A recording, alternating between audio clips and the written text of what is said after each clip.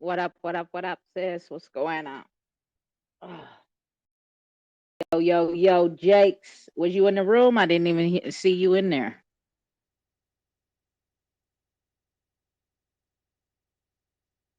Was you in there? Was you in there? What you in there? Like swimwear? Turn that red button off. It can't go off. You want me to close it down? Huh? Nah, I'm joking. Whatever you want to do. What? Why? What you got? You got some grapes? Nah. I don't have nothing. I just surprised you put the red button on this early. Well, because I figured we'll probably just kick it all night. I'll just chop it up before this. I'll chop it before the space call. What I put up on YouTube. I mean, I'll chop it before right before 11 o'clock. Cause yeah, I figured we probably just gonna kick it all the way through. If it's just us, I'll restart it, right? Because we'll come back. But if it gets packed in here. And that's why I didn't put no title too either. So maybe we just hop right back on. But yeah, Erie was there. He made the official announcement, bro, on the Ho! air. I am an ambassador. So my answer was right. I need my I need my I need my prize What prize? from yesterday. You said the answer was wrong. I said expector. Oh, well that day has gone and passed. And they didn't send me the coins to give out. That's why y'all gotta hit them up and they will give you y'all issue. What's Yeah, going on, everybody? yeah. I hit him up. Yeah, he said The to send princess is your wallet here. address. He, Hi. he said what? You know, to send your wallet address and then they'll send you guys the tokens that you won. Yeah, I Yes, did sir. that. Yes, sir. So it's 2 o'clock in the morning over there. So he's like, and he's a little faded. So he's probably going to sleep. You'll get him tomorrow, probably. I'm here until if they start acting crazy, I'm gone. So Yeah, nah, it's all good. It's all good. okay. They start acting crazy. Then we just come in here like that. Get the shit up out of here. You feel me? Word. We'll put the voice to match Death Ranger's avatar right there, right? This Right. Fire. voice sounds Fire. like it belongs behind Death Ranger's avatar, right? If the trolls start coming. What up, Death Ranger? What's going on, Ranger? What's going on, my guy? Yeah, they was out there. He was kicking it for a while. He was kicking it, bro. I'm telling you, he hella took me by surprise when he fucking said I'm the ambassador. I DM'd him instantly. I said, what? I said, we were still talking about this. What are you talking about? I said, you make an announcement or it ain't real. Right. And I DM'd you. You must have been DMing him and I DM'd you right away. Like, what happened? You didn't tell me. Congrats. I shit, cause I didn't know. We were still talking on everything, and then we had been talking for weeks about it, been going back and forth for weeks about it, and then he just blurted it out. I was like, wait, what? Yeah. He been pulling Two Cole's leg for the longest. Yeah, I even like messaged him like, "Come on, bring Tukon on board because you really bring so much to the project already. So I'm so glad you're on board." Thank you, y'all. Thank you. I appreciate it. So yeah, that makes four now. So we got Combat Kanga, Xparrot, Xbot, and Expector. So all projects that I already fuck with, not something new that's just coming at me out of nowhere. Death Ranger, what's going on, my guy? What you gonna do when they start coming out of nowhere that you don't even know about? No, I did. I had one come at me, and I was like, I hit up Rippleton. I said, didn't you say that this? Didn't you do a thread on this project? Like, isn't it a scam or something? And he said whatever he said, and I was like, yeah, I'm good. So they're still in the unread messages where I have to either accept or block the message. So that shit still. And they came at Oh me. This is yeah, what they yeah, said. yeah. They I know said they about that came at one. me and said it just like this. No, not that. They said, "Hey, we need an ambassador." I said, "What?" I didn't even answer. I just still sitting there over there. I'm like, I'm good. Wow, that's crazy. We need an Mm, ambassador. yeah, and I'm like, what? Like, I'm good. Obviously, you need something because that's not even how you can business. Like, I don't know. What up, Death Ranger? What's going on, my guy? So, so congratulations, Ambassador. Thank you. I appreciate it. Yeah, that was like I said, it was a surprise for me, man. We have been talking for weeks, but yeah, he made it official today. So You talking about Dirk making you an ambassador? I, yeah, yeah, I was just about to say that. Congratulations, you're an ambassador now. yeah, thank you. So, Yep, so, so what does it entail? Like, if I had to say, list your your description of duties, what is it kind of that you're doing for him? So he did. So he has a general, right? So I guess he was copy and pasting, and I countered the whole thing. I was like, I'm not doing none of that. I was like, I'm not. I'm not doing that. So like he said, just be myself, right? Tweet about it, talk about it, right? And just so the same thing I'm doing for all the other projects that I'm ambassador for, right?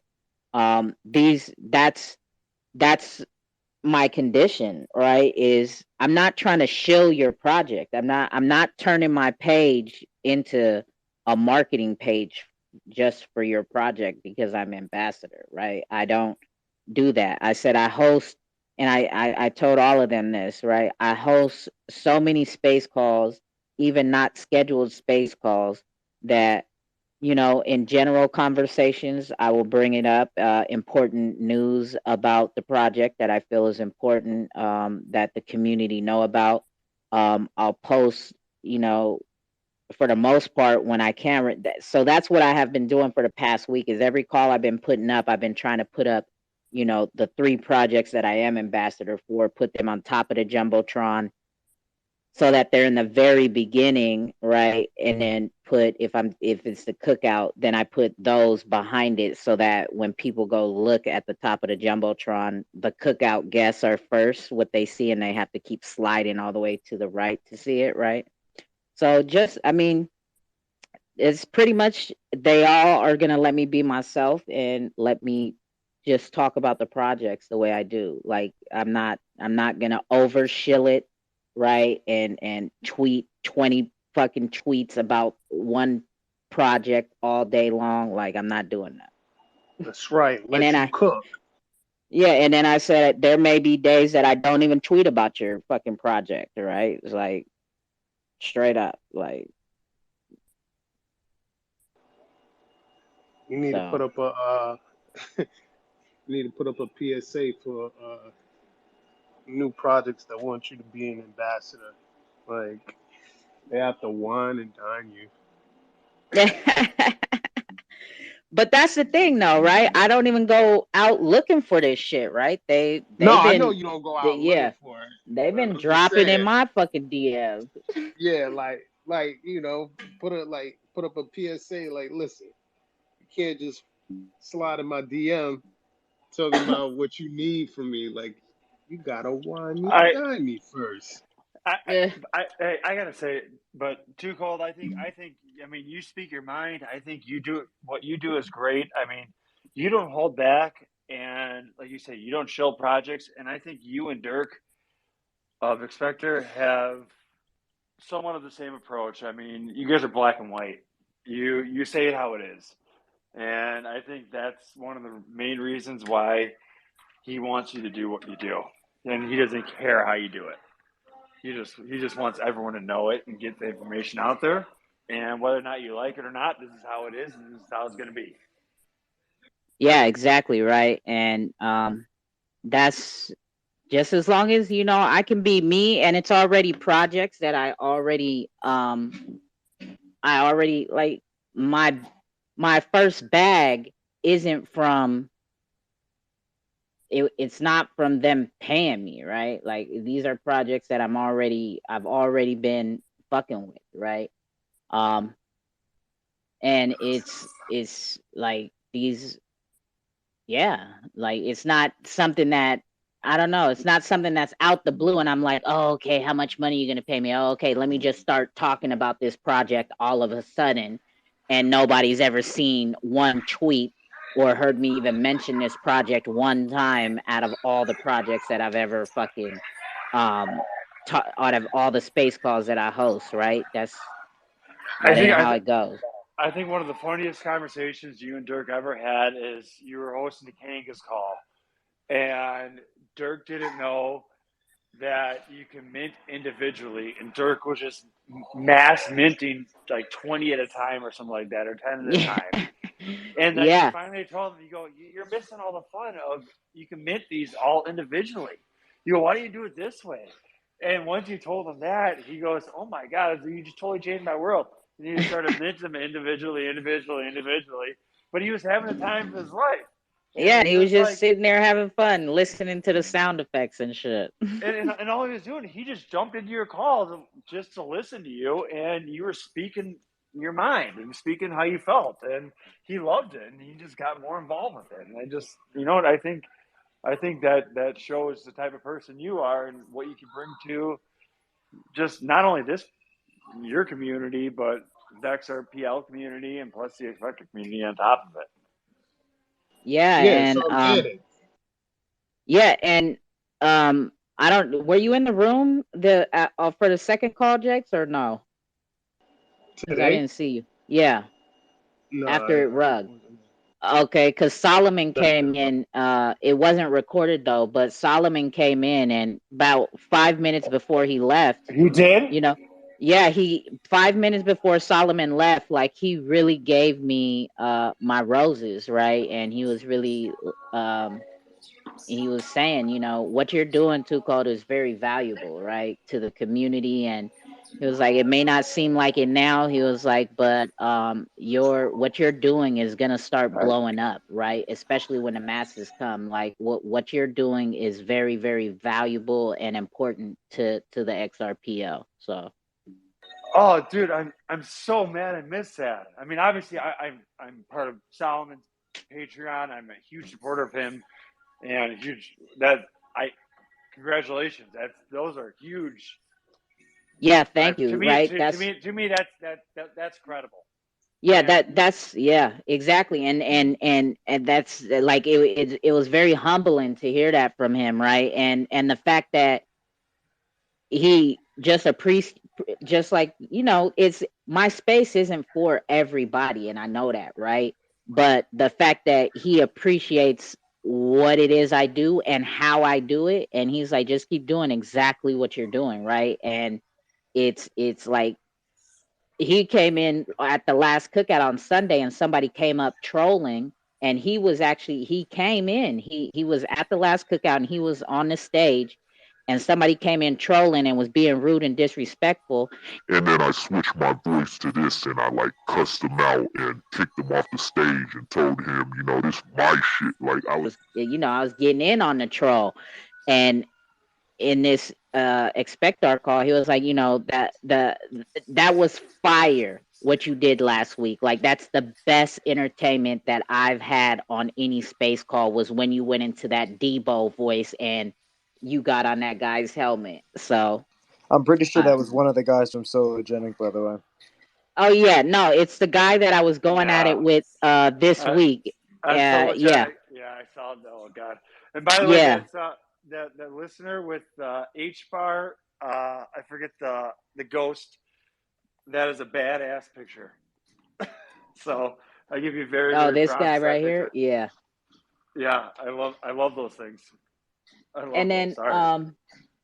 Yeah, like even just being in the expector space, and people DMing me questions, and like I don't, just to be able to ask the questions for people, right? Like I'm not gonna shy over nobody's question, even if it's a uncomfortable question that I like. I'm not gonna sit there and say, "Oh no, I'm not gonna ask that question." Like, no, if you DM me a question, I'm gonna fucking ask it. I don't give a fuck what the question is, right? This is somebody DM me this, and this is what they want to know. And I heard um, I heard a previous complaint of spaces being hosted and questions asked in DMs and stuff, and or whatever, Discord DMs or whatever, and then the questions were skipped over by whoever was hosting or co-hosting. And I'm like, yeah, that's not how you supposed to do shit. You're supposed to be asking all the questions. Like, who gives a fuck? Yeah, and I think that, I mean, as we all know, I think Expector answers every question they have, whether or not they know the answer. If they don't know the answer, they get back to you on it, or they say they don't know it. Otherwise, they spill the beans and tell you the answer early. Yep. Which So we found out a lot tonight. yeah, he did. He let a good couple alpha things go, right? Him and Combat Kanga are working on something. Um Yeah, there's what about equity in the entire company? I mean, yeah, right? Equity that in the entire company I didn't as want I a didn't as want a holder. I didn't want to speak up, but in the United States that wouldn't fly. That's a security. I didn't want to. I I didn't want to cramp the style of No, the. but that's what he did say though. He didn't say that it was for sure gonna happen. He said he he he said that there is going to be a lot of things they have to figure out to make that happen, Yeah, yeah. because that yeah. Exactly. Yeah, Uh, they have to obviously work through it, but it's something that they've already been thinking about, and it's a goal they want to achieve, and they have a certain percentage set aside that they want to release, that they would like to release. So, I mean, I think it's pretty probable that you could see that happen in the future, but obviously, I don't know. It's not me. It's not my company, so I can't say anything.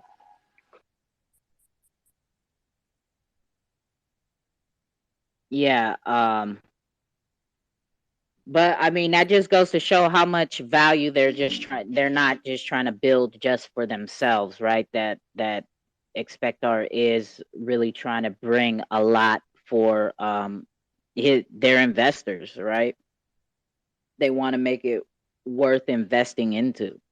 So I can dig it. No, it's so correct. And you know what? Listen. I appreciate everything you've done. I'm gonna jump off the speaker on this because I gotta take care of my kids. Blah blah blah blah blah blah blah. But I'm gonna still listen. So you guys keep talking, but I'm just gonna listen. All right, for sure. Yeah, go handle your daddy daycare duties, my guy. Family first, right?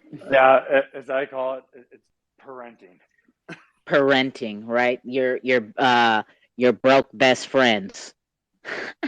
Your That's little right. your little broke best friends. Oh, there's a lot of them. Right. And then this guy, Death Ranger, he told me he had to hop out of the Expectar call earlier, and he said, gotta go drop off my tiger. And I was like, wait, what? You got a fucking tiger? He was like, no, my little boy. I was like, oh.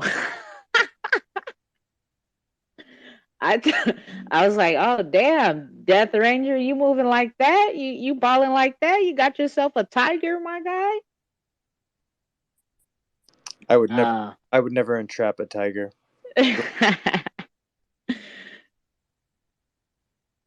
oh man. That was funny though.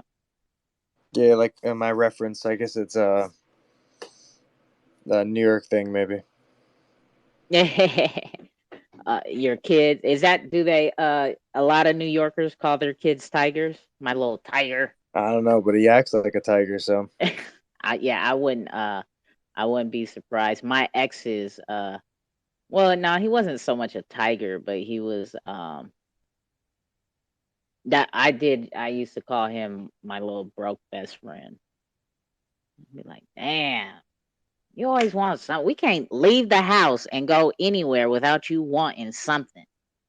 I don't even care if I'm going to get gas. You just want something in this fucking store. Oh, Oh man. But about pushing the limits so they can figure out what they can get, what they can't in life. uh-huh, uh-huh. That's so true.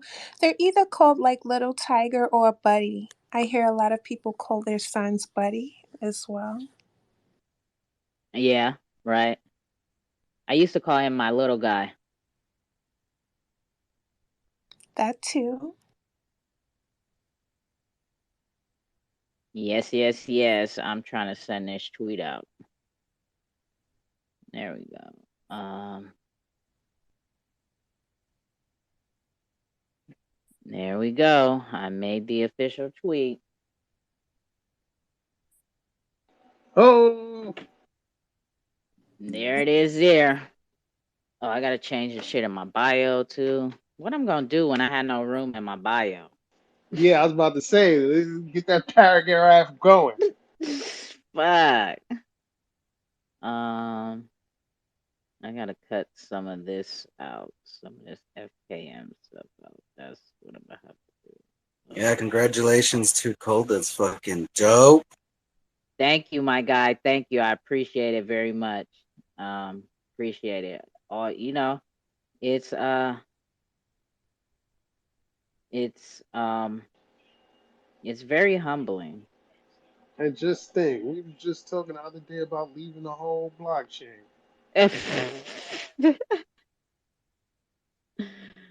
Oh man.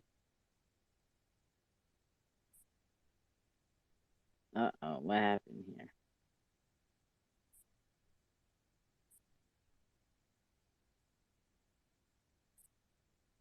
I got a lot I of wasn't run-on supposed to say that sentences. out loud, right? I wasn't gonna be leaving, right? It was just like, what if I start focusing, not leaving or like, what if I just start engaging more and trying to host more calls on like different fucking blockchain, right? It wouldn't be necessary just leaving 100%, because that's Yeah, right. sologenic. That shit that happened this week with that fucking funky motherfucker, right? He tweeted out, I was minding my business. I seen my notification. I read it, and it was like, whatever.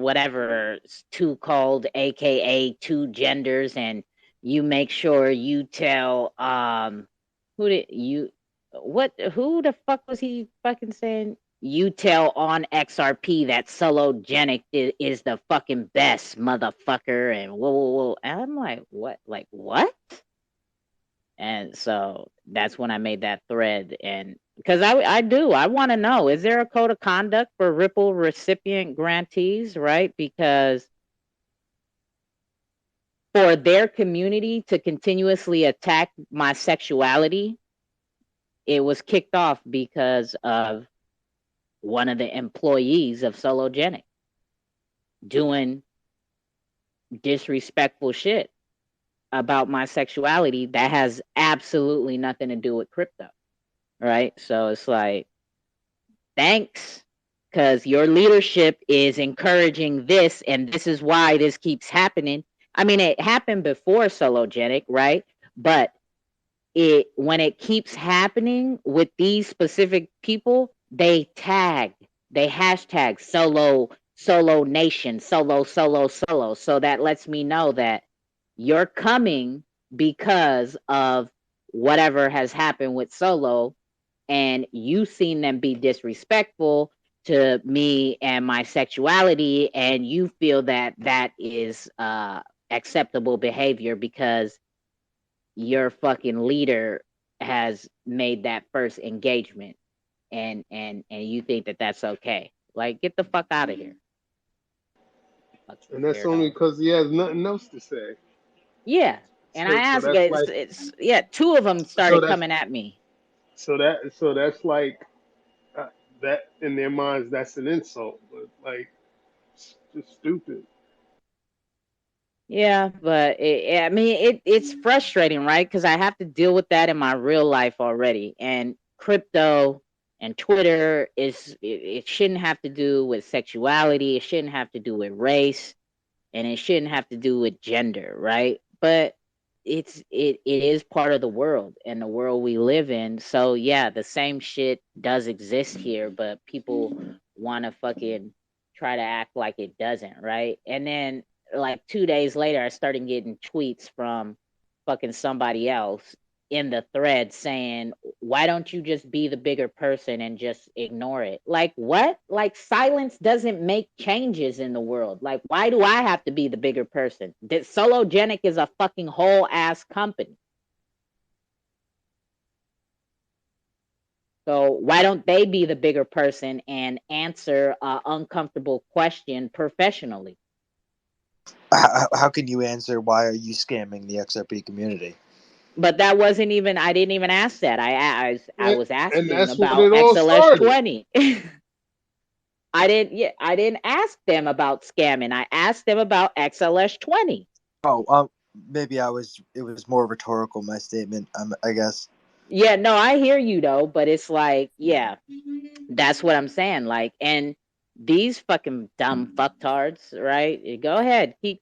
And what? So this is the thing that tripped me out, because this happened, I think, not last week, but the week before, in the thread that was going on at the beginning of the month, right? Somebody had came back. Oh, so one of these motherfuckers made a comment to me 2 weeks ago or something.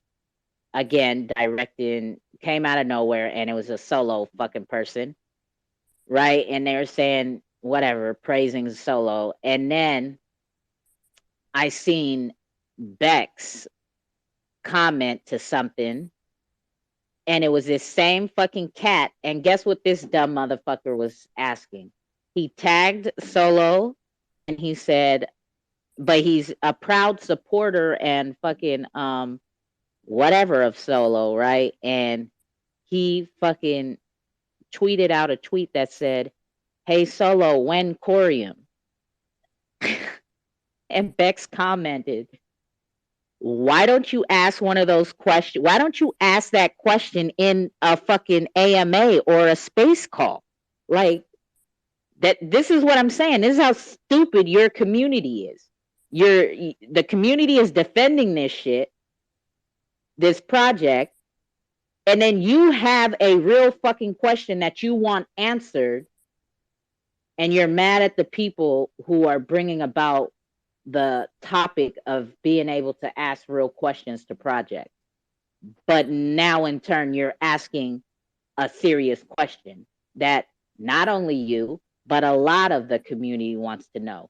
What is, when Corium, or what it even is Corium? And it was from one of, I guess I'll call them my haters, that was aggressively attacking me. Like, you sound ass backwards and hella fucking stupid.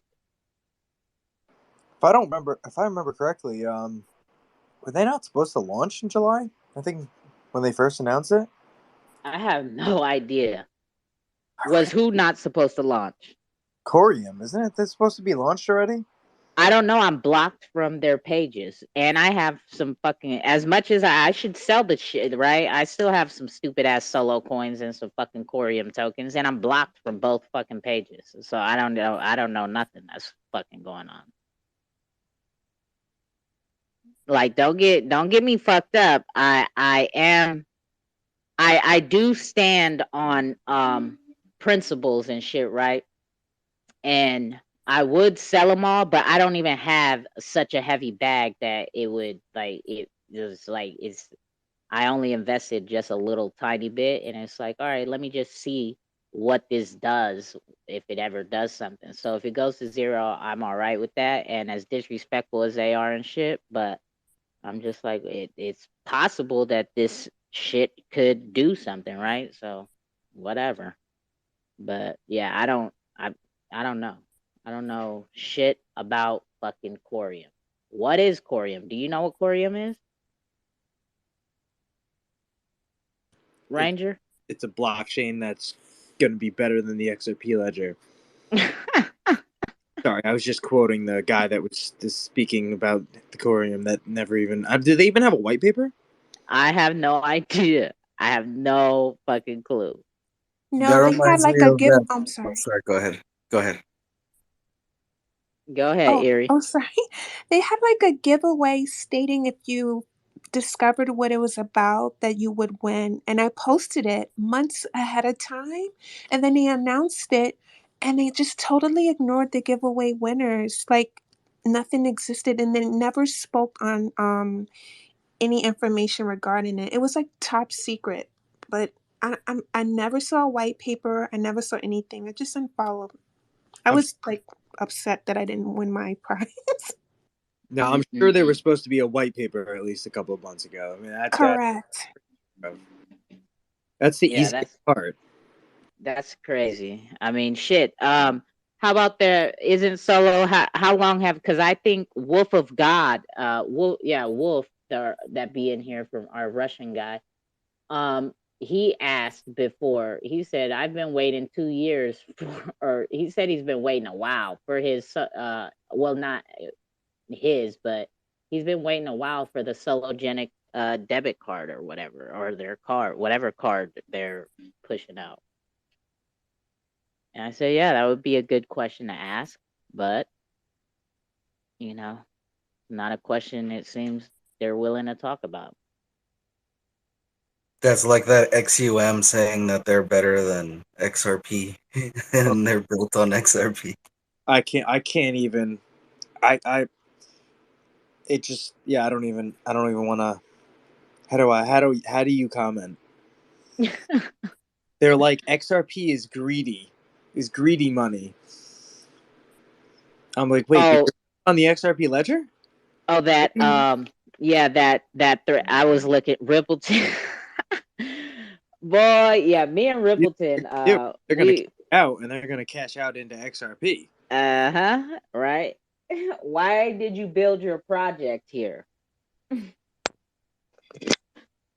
Because obviously you're greedy, right? And from my understanding, that's not the only project that they've built here. So why are you so greedy? And you've built hella projects from what Rippleton has said. And where are all those projects?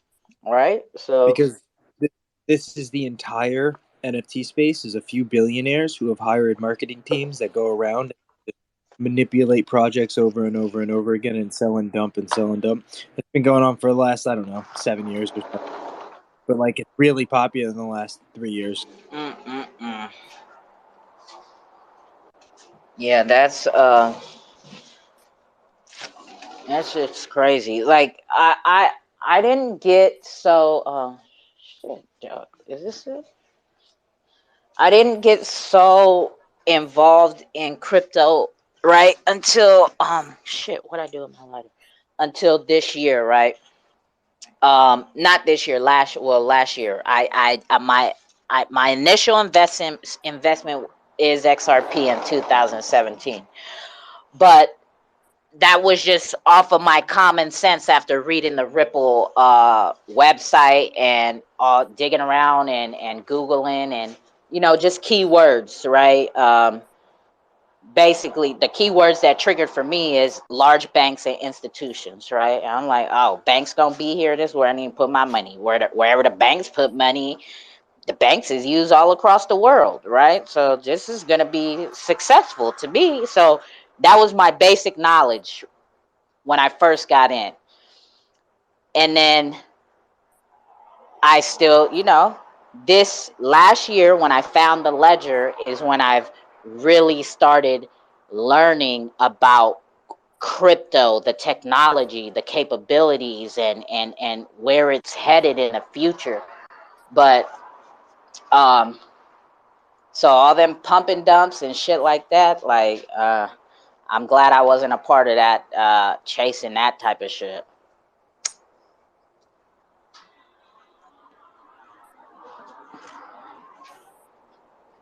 But there's just so much to learn every single fucking day.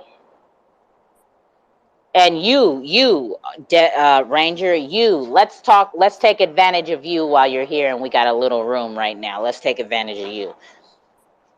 Because I know Flare is it's like so deep and so complicated because there's so many moving parts. Break it down for us. Oh man, you took the words out of my mouth. It was weird because I was thinking the same thing. Right? Let's go. Let's go, Death Ranger. Give it to us. So Flare is a Turing complete, right? So when I say Turing complete, you can think of EVM smart contracts. So Turing complete federated Byzantine agreement. Federated Byzantine agreement is the consensus that the XRP ledger uses to have the validation of the transactions on the blockchain, right? All of the nodes are a distributed ledger system and they come to a consensus and an agreement for when a transaction occurs. There needs to be at least 80% consensus of the nodes on the network to validate a transaction. So they've combined these two things into the core of the protocol of what makes up the validation of and ability of what the layer one can just do right off the bat. So in layman terms, it's running the same consensus as the XRP ledger, altered a little bit because there's FTSOs that are providing a data feed to the network, like an Oracle structure, or you could think of like a chain link, right? Because blockchains can't communicate with the outside world to take information like a price feed to the inside world, and this causes large arbitrage opportunities, which is extremely dangerous to the price of the assets, right? If it's trading for one price on one exchange and a completely different price on the blockchain, I mean, there creates just way too much possibility for bad things to occur, which is arbitrage. And so it has the ability to have the same smart contract capability that you have with Ethereum, so EVM, Ethereum Virtual Machine, combined with the consensus of the XRP ledger and the ability to take price feeds from the outside world to the inside world. And so, Wow. Okay. right, and so that's basically Songbird, right? That's what we have right now. And so what they've stacked on top of that, right, is two other protocols, which are one is called the layer cake, and then the other one is called the state connector. So the state connector provides the ability for the network to be able to read data from any API source and communicate with the network. So, as in even Web 2 settings, right? So, as long as there's an ability to connect to an API, per se, like a bank or maybe like a Spotify, right? Um, they can communicate with the network. And so you have that plus the layer cake. So if you want to take it to like communicating with other blockchains, so you have the ability to read all the other APIs of the blockchains simultaneously on the network. And so with the layer cake protocol, you have the ability to create a insured smart contract on one blockchain per se, like say Ethereum, and then another one on Solana, and use what they call is like a small client relay to help create a wrapped version of the said asset and bring it from one blockchain to the next simultaneously, while just making sure that the double spend is not possible because of the small client relay, making sure that the token exists on the said blockchain at the time of course that it's being wrapped, so you can't have that like trying to spend the same token where it's somewhere else. And then on top of that, you have the state connector, which is always reading the data right to those other API sources to make sure that it stays that way. And so you have this like seamless ability to move from one network to the next, and it's insured. Okay. And then so you said so the first so the the first because you said at the end of when you were describing the Flare network, you said that that was what Songbird is, right? So what does the Flare token do? So Flare token and Songbird token are pretty much going to do the same thing in the end. But right now, what we have on Songbird are just those first three protocols. And so the stake connector, I think, is on Songbird, but we don't have the ability to wrap assets, which is the F assets protocol, right? Which is just like a wrapping feature. Um, and so we're waiting to have the layer cake and the stake connector with the ability to wrap assets onto the network provided, and that's really what Flare would be are going to be all of those things. And then we'll be able to so when because I know everybody's talking about the F assets, right? And being able to stake them and do all of that.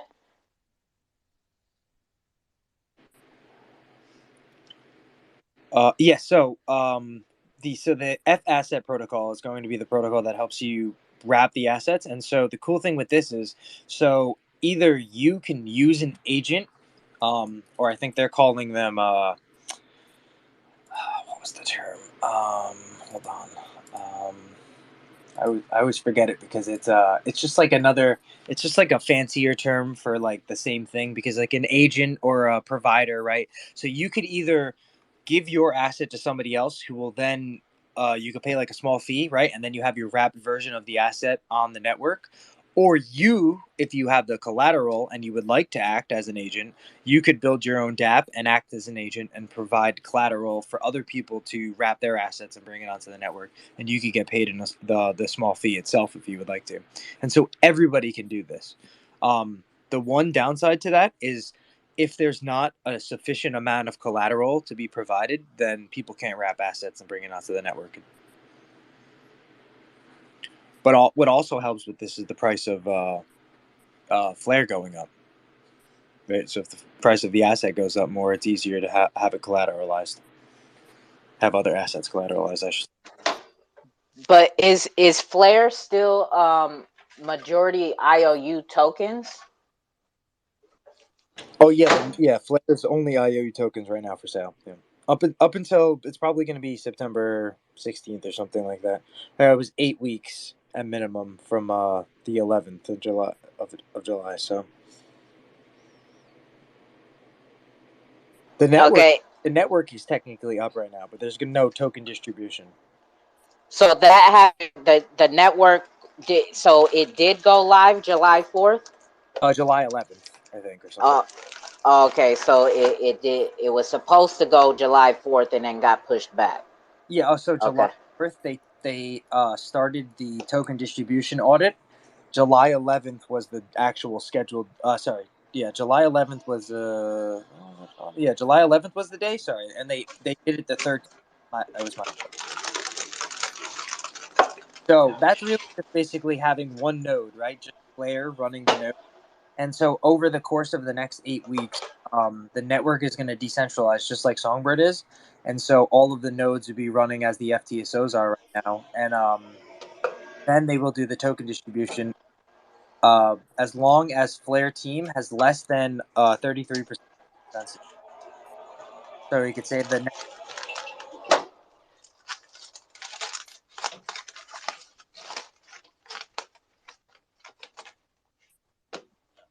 Oh shit, that's my bad. I thought my shit was muted. My bad. good. Did that make sense to everybody? If there's any questions anybody has, please like stop me in the middle or a term or something. Anything. I have a question. It made a little sense. So I wanted to know um, if they're using the APIs, does the project have to be on the same, do they have to utilize the same coding language, or they have to switch over in regards to using the API? So, like if one is using, say, PHP or Java, then they have to switch in order to use the API on the other blockchain? I was a little confused. Yeah, and so that depends on the exactly. So it has to be compatible, and I think that they're um, it's utilizing WASM. So there are a ton of different different languages that can be used. Like you can use a compiler, right? If you're using like C or C++. I mean, sorry, if you're using like something like Python or like you said, Java or something like that, you can compile it all together. Ah, that's great, and that makes it so much easier. And then you can, when you're incorporating gaming, it's easy as well. I think that's yeah. There's a lot of different things that are going to be able to be done with it. It's there's nothing like it that's built so far, I would say. That's amazing. Thank you for sharing that, because I've never really went in depth. Like sometimes the devs don't come on Twitter or the spaces to explain anything. So that was really interesting to hear. Yeah, I'm not a dev either. I just kind of just get nitty and gritty with everything as deep as I can. Oh, okay. Well, you're very knowledgeable. Thank you. I would say thousands of hours. I better be. Yeah, see, and that it's a good thing that this call is my bad, Jakes. It's a good thing that I did record this early, right? Because I felt like it wasn't going to get shut down for the pool party. So I'm gonna definitely cut this section off before the pool party, and then label it for the YouTube channel. Flare discussions, so that people can come back and listen to it for sure. Oh, nice. Go ahead, And Eric. so Let that coder talk. there's a proposal out, or that's not out yet, but there's a proposal that stirred up the. I don't know if you guys saw, right? The Flare community. There was a lot of people who were real nasty about it. And No, no, I didn't. So talk about it. so they want to do the token distribution completely different than how they did it on Songbird, right? So, well, obviously it would be different because you received all your tokens up front, but instead of receiving that 15% and then receiving the next drops, the two, the every 2 to 3% every month for the next like 2 to 3 years or so. Instead of doing it that way, they kind of are trying to get rid of the exchanges from possibly causing a huge problem if like say an exchange was giving you your tokens and then the exchange closes down. It's like what the hell happens to your distribution? So the proposal is it doesn't matter what wallet you're delegating from, as long as you have your Flare token wrapped, you'll receive whatever 85% allocation you were going to, plus most likely more, because now if you don't have your token wrapped, you're not going to receive that 85% that you were going to receive earlier. And or so say like somebody who sells their first 15% they were going to get, right? They're not going to receive any more. On top of that, exchanges, right? Most likely exchanges are going to be lazy and not wrap the token. So there's going to be a lot more of an incentive and incentive reward to like have your token obviously delegated, right? Because why wouldn't you, if you have your token wrapped, why wouldn't you just delegate it to receive those rewards? So there's extra incentive to hold on to the token and to get to receive those rewards by providing the delegation vote.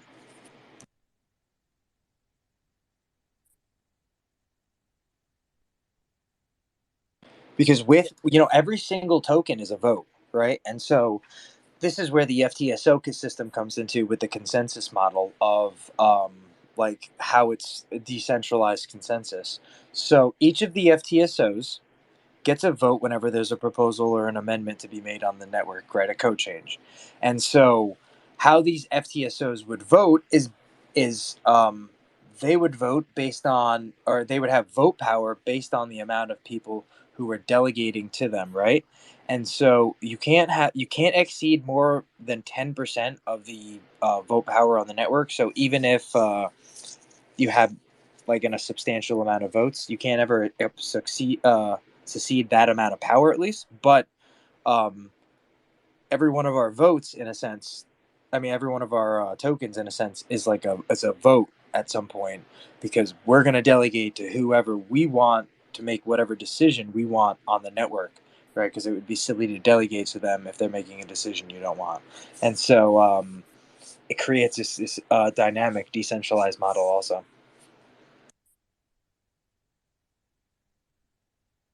Nice, nice, nice. Thank you, Dr. Any For everybody who's just now stepping in, Death Ranger is taking us down the Blair and Somberg network, right? And trying to give us some well, not trying, he's giving us some education on that. So if you got any questions, hit up the request button, get up here, and for those of you who got the mic, you already know what to do. Yeah, and something I don't think most people realize is that Flair's partnered with the Global Esports Federation, which is actually the largest gaming esports federation in the entire world. It's like they have these like all these like little partnerships that seem little, but they're just these massive beasts behind them, and it's interesting to see because other than all the NFT projects and everything that is on anything that's breeding solidity, right? Like any EVM network, it'd be easy to port your projects over, copy and paste, even or just to wrap the assets, as long as you believe that the blockchain of the asset you're wrapping is going to survive long term. And I think beyond all that, gaming is going to be just so massive. They have this one thing called what is it? It's like the fan football or something, where it's like there's like these little federation of football teams that you can I guess you make decisions with by voting, I guess with tokens or something like that. I don't know, but it has something to do with Flair, and it's interesting. It's like some sort of live football, small teams. Jake's our I got side. That seems right up y'all alley, sports fanatics. Yeah, it's like a little sports thing too, and you can make decisions on the team and stuff like that. Like you can the ops. Oh, that's right, it is. That's what it is. So every player I think is going to be like an NFT or something like that, or teams are going to be NFTs where you're going to be able to have some sort of ownership where you can make decisions on, like players, do they play, positions, should we get rid of them, things like that. And I forgot the name off the top of my head right now. I'm sorry, it's a little late, but man, I am excited for that. What's this you Hey, talking Death. about? What was How's it that? going?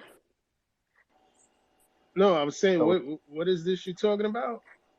It's like, let me look it up. It's some sort of fan football, but it's has to do with Flair.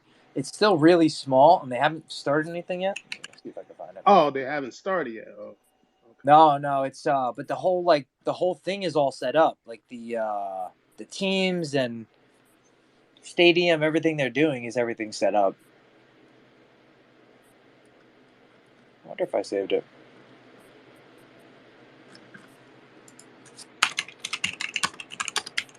Hey, Death, while you're looking for that, can I ask something? Oh, buddy. Go ahead. So I'm interested in the Songbird network. I got quite a few NFT Wow. projects that I'm supporting. Am I rugging? Am I okay for sound there? Too cold?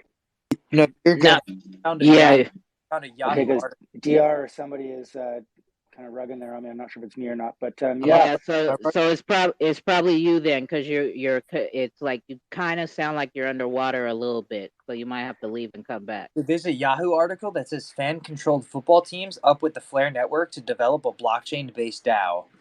I can't believe there's a Yahoo article about this. December 21st, 2021. I did not see that.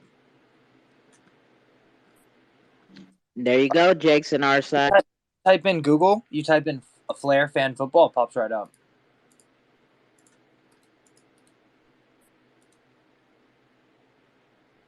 Blair fan football. Football.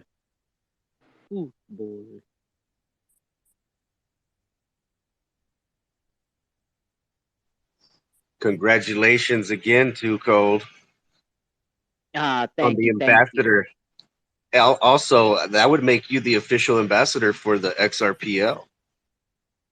No, not me. I am not the official Dude, you're ambassador for the trying to XRPL. throw a crazy title on her right now.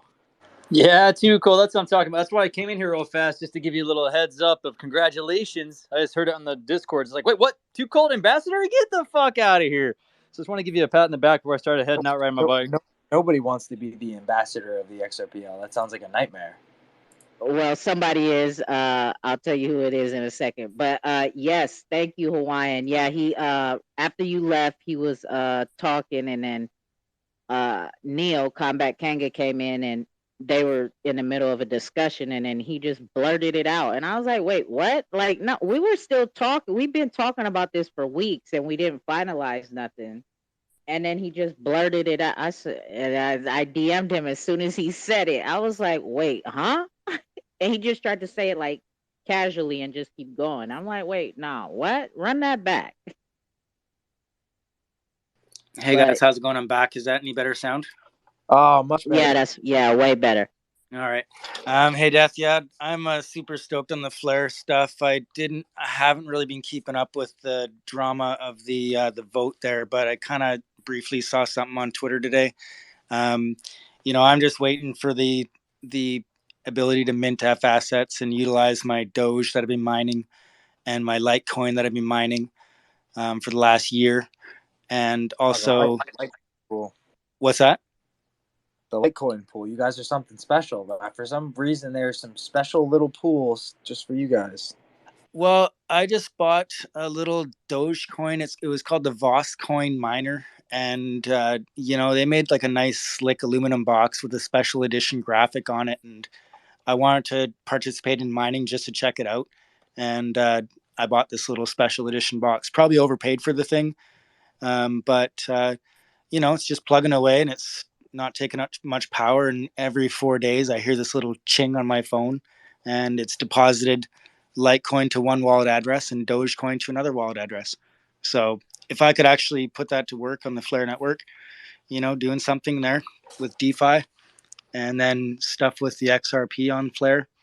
But then also, I'm pretty big in the Songbird network, and I'm delegating to right now it's Flare Oracles and Best FTSO, but I might delegate next time to S Toads, their FTSO there.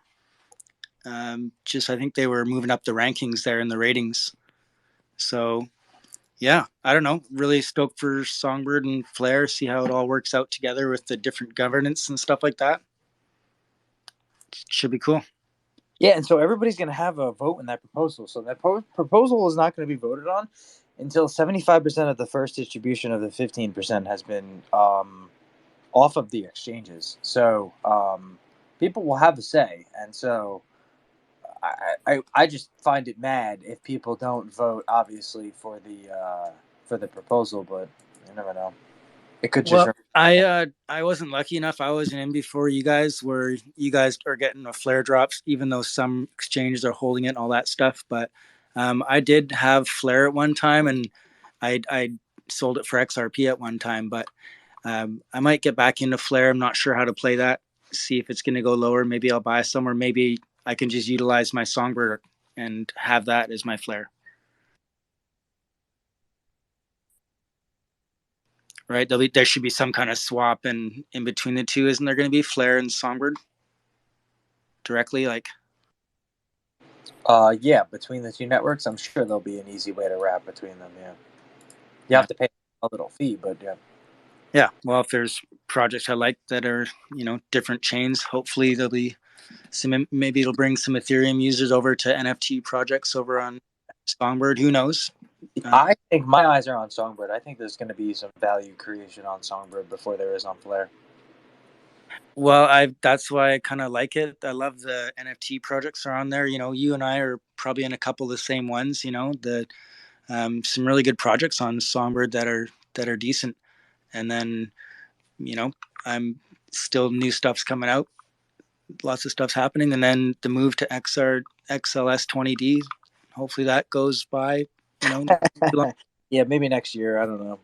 Well, some people pour hot water or cold water on that, I guess. But I was hoping be before the end of the year. But well, there was a bug, so they're voting on. They're not even voting on XLS 20. They're voting on the fix the bug of XLS 20, which is 1.9.2, and so hopefully there's no bug in that, and so then there would be a 1.9.3, or if somebody has any great ideas that they want to put back into it before they make. Have you've heard of Xmart? I think I've heard you talking about it too. Cold Xmart. What? I never heard.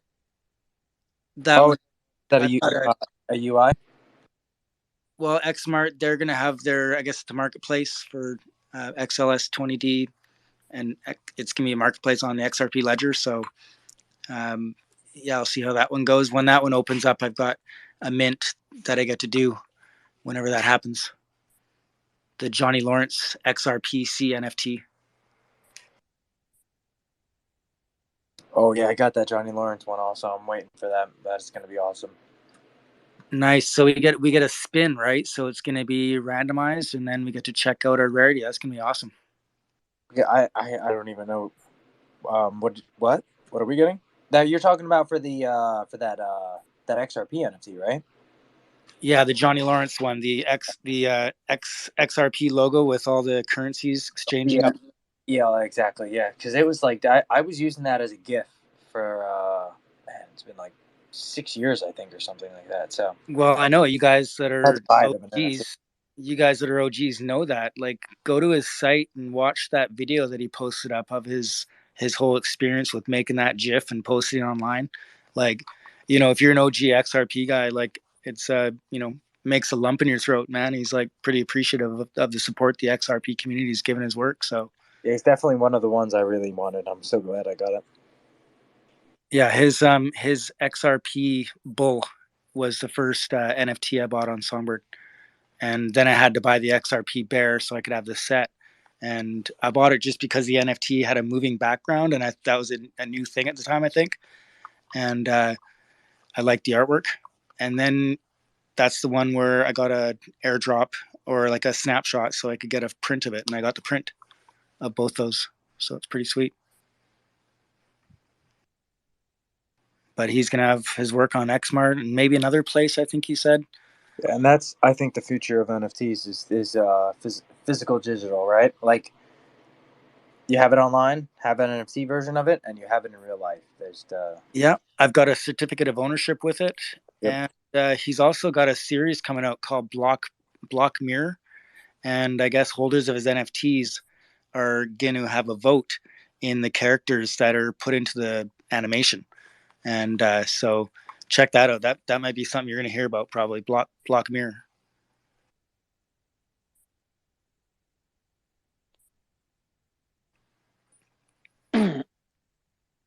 Oh shit, my bad. So as far as the NFTs go, because I don't know too much. I mean, I've had a few projects on the cross chain call, right? So eh, and so do you think that the NFTs are gonna be very big over there? Yeah, I mean, if you want to run an EVM smart contract NFT, then yeah, I think so. But there's different types of like Solana's running the Rust language. It's different. It's a different type of smart contract logic. HBAR is different. Um, I'm not sure on Algorand. I think they might be using EVM. They're trying to. Obviously, everything else is pretty much EVM smart contract. Or you have like things like if you know Zelica, which uses a weird language. It's called the programming language. It's really, really difficult for some reason. But you can pretty much do anything with it, but it's really like a strange language.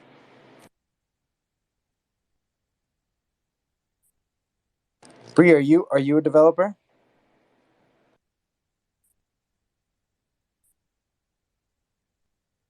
Ranger, he was asking you if you were a developer. Huh? He Oh, was asking you if you were a developer.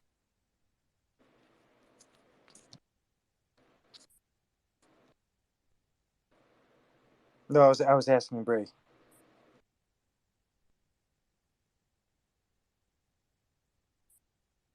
No, he's not. Green Candle.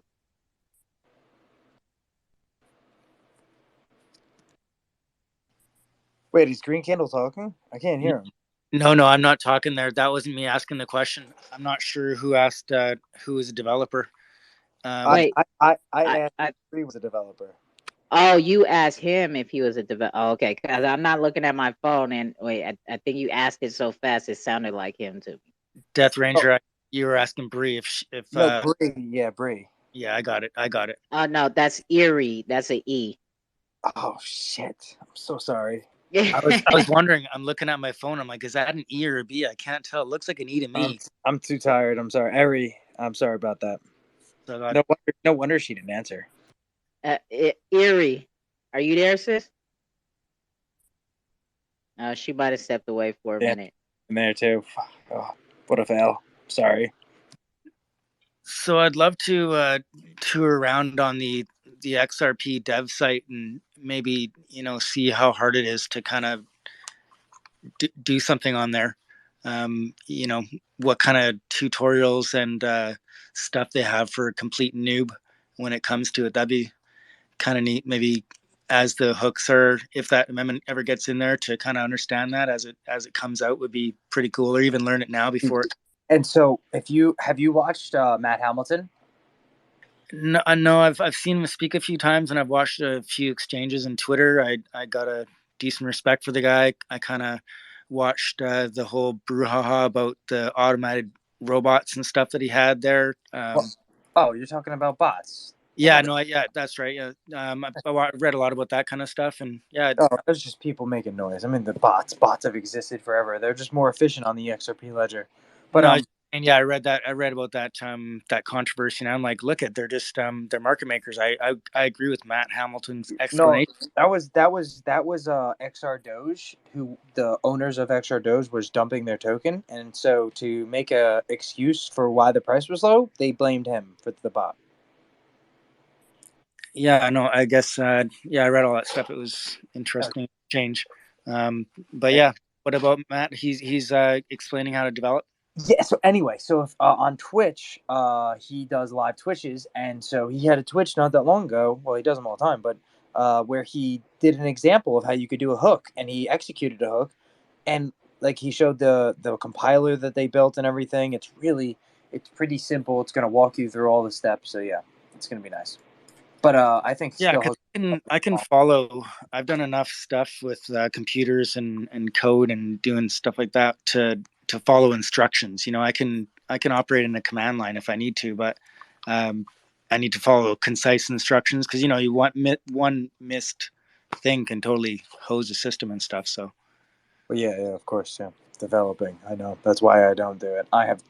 No, I don't have the like patience. they had a system where it was nice, easy fields where you can input data this and data that, just simply, where you can, some people can develop something where it's going to make it easy for real new people, right?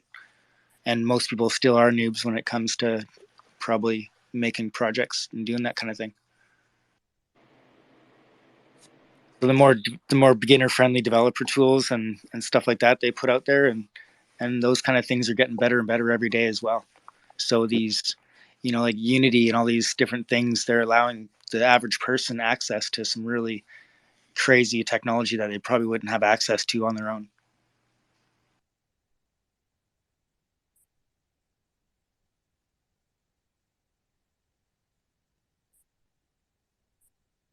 Hey, I see we got Cash in here too.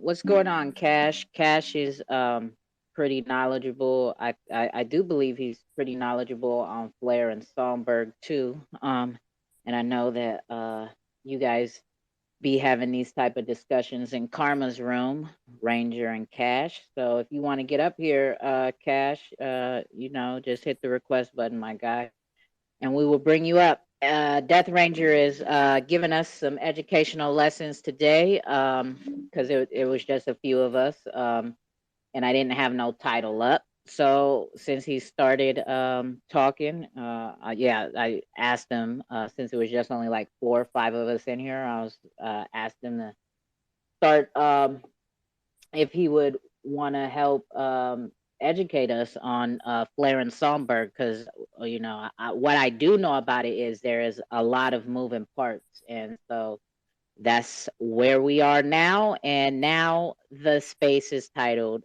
Flair and Songbird. Let's learn about it. You feel me? So we got Zero Doubt up here. What's going on with you, my guy? And if anybody down there has any questions or wants to join the conversation, just hit the request button and bring you on up. Hey, Tuko, what's up? Congratulations on your nomination today. My question is, Thank you. yes, my question's for Death Ranger. He was talking about Songbird. I appreciate your insight and your education that you're providing.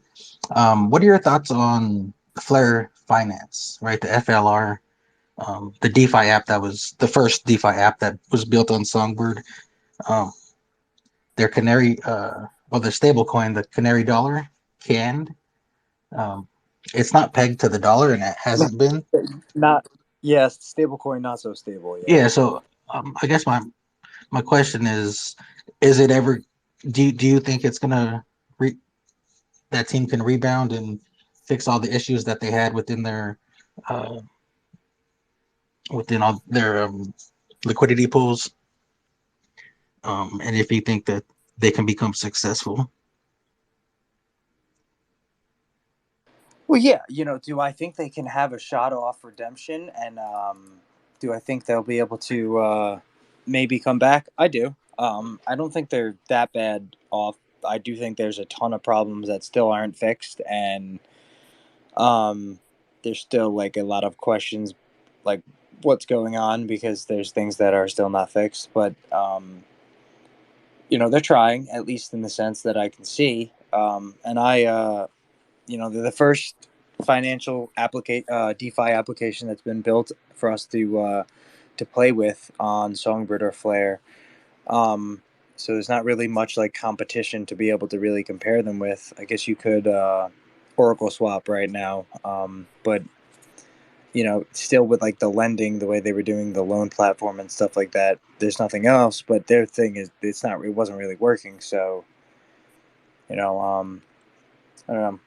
Hopefully, I at least have been wrapping my assets up and locking them up in Flare Finance in the farms and single asset pool so that there's no risk of impairment loss.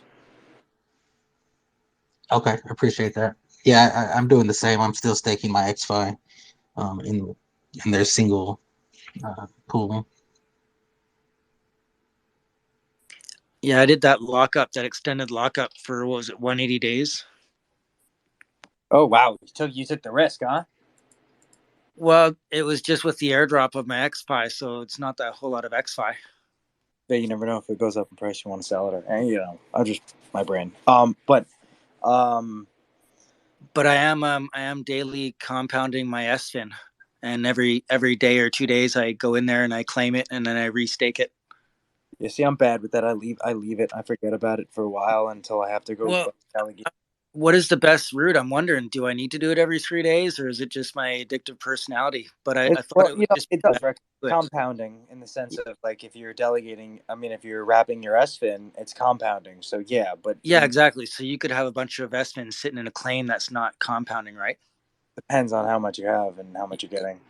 Yeah, so I do that every couple of days at least, and then we'll see. But I thought about utilizing. Well, I did maybe at one time utilize the profit token, and I swapped into some SFIN one time, and then I restaked that too on the Flare Financer. Yeah. So other than that, Zero, Dan Nazimos, which is like one of the guys of Flare Finance, we have Flare community chats every Monday and Thursday on the Flare community Discord, and Dan Nazimos typically joins us on the Thursday chats, and we ask him lots of questions. So if you wanna come join him and ask him a whole bunch of questions, you're always more than welcome to. And that's their Discord, right? No, that's art. That's Flare Community's Discord. Oh, okay, separate. John's Discord. Yeah, it's not Flare Finance's Discord. No.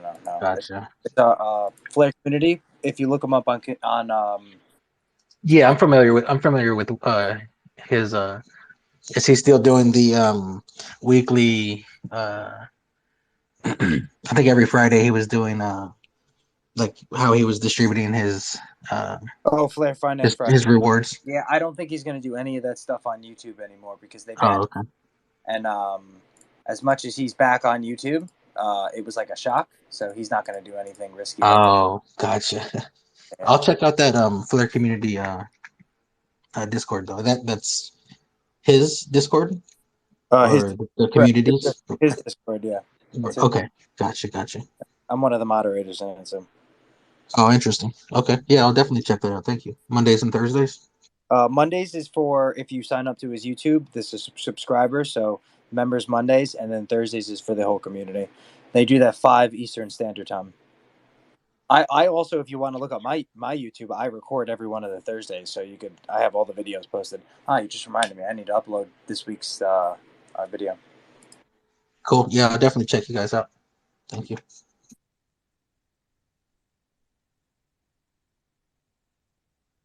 Anybody else got any questions or want to add to the conversation about Flare? Right, like I'm sitting this one out because I don't know so much, right? So I'm sitting here learning and soaking up the conversations that you guys are throwing out there, right? Because it majority foreign territory to me, Flare, right? So yeah, get on up here, man. Get on up here and let's talk about it. This is what it's all about.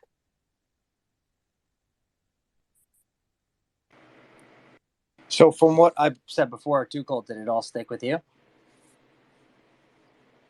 And if not, what part? What part would you like me to try and break down and repeat? So you said the EV, is it EVMS? Is that how you pronounce it? All right, so you would say EVM is the Ethereum virtual machine, which is really just what they call the smart contract standard for the Ethereum network. The EVM, that's just the terminology behind what they use for it, but it's the Ethereum virtual machine is what it references, and it's driven on Solidity, right, which is the language behind the smart contracts. Okay, got you. And then oh, here we go. We got Cash joining the conversation. And then so from what it sounds, so is Flare and Songbird is the XRP on kind of what it sounds like, how in layman terms to me is the XRP ledger on steroids pretty much. Well, no, I wouldn't say it's the Xrpl ledger on steroids, because yes, it's running a familiar type of consensus model, but there are a tremendous amount of differences, and so I don't know if I would really compare the two. One's like apples, when the other one's like oranges, kind of to me. Okay. Go ahead. Yeah, go ahead, Cash. Yeah, man. Thank y'all for letting me come up again. As y'all can see by the sun, by my name, I'm a big Flare person, so I'm glad y'all having this space.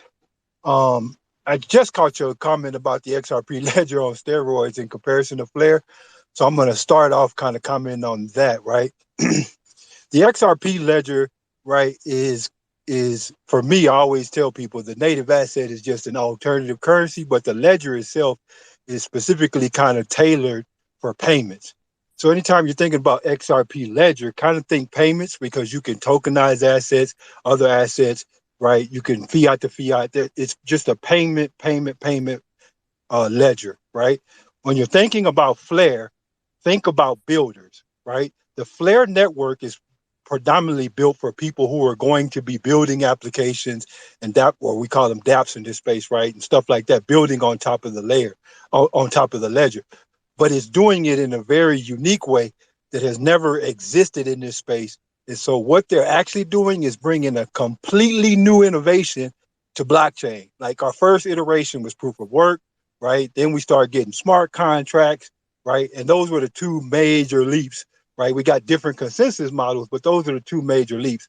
Now we're getting a third leap, right? And that none of these blockchains essentially talk to each other unless they have bridges, right? These bridges are smart contracts, right? And we know the vulnerabilities.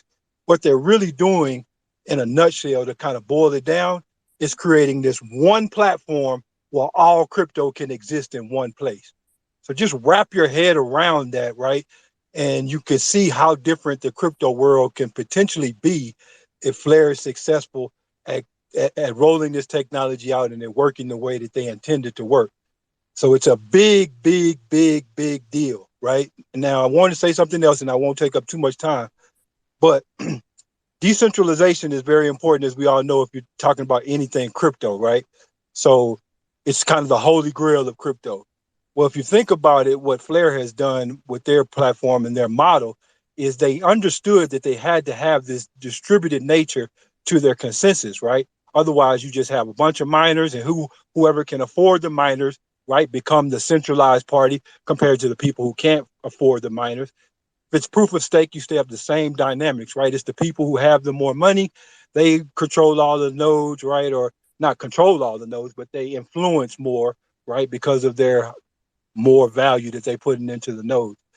With the Flare ecosystem, there's this consensus model, but there's always this voting as compared to like amendments and changes to the ledger. So the way that they went about decentralizing this ledger is they distributed all of the governance tokens to millions and millions and millions of people who were the XRP people, right, who got the snapshot. So I don't should people about what you do with your money. If you want to sell on day one, do whatever you think is best.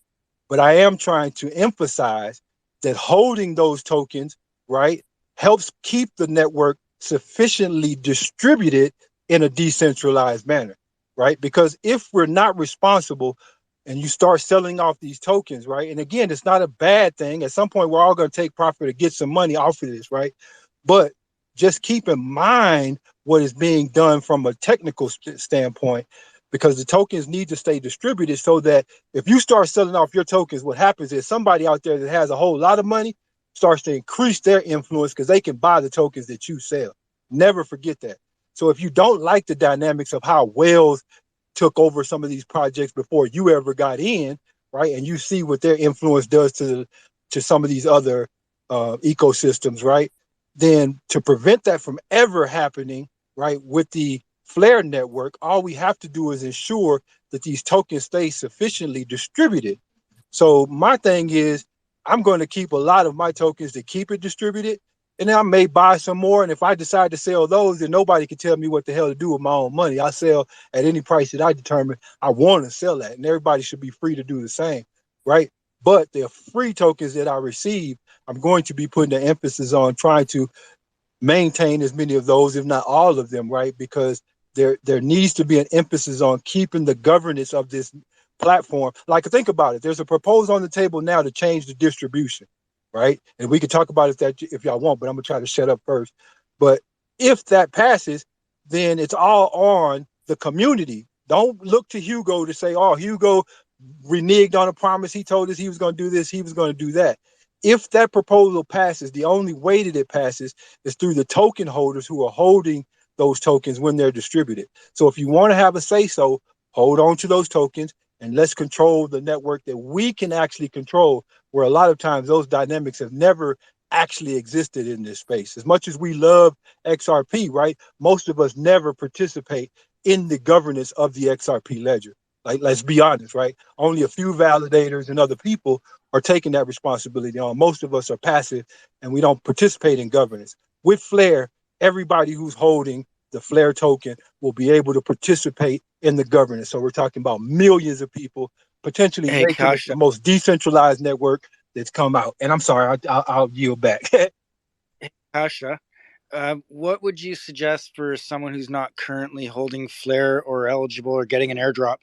Would you think it might be a wiser plan to wait for a bit, or dollar cost average in, or wait till there's an opportunity better in the future to get in? Like, I'm not sure about buying IOU again at this time, or what. my advice would be, with any IOUs, there's the risk of, redemption, right? So the safer play is always to wait until the actual token comes out.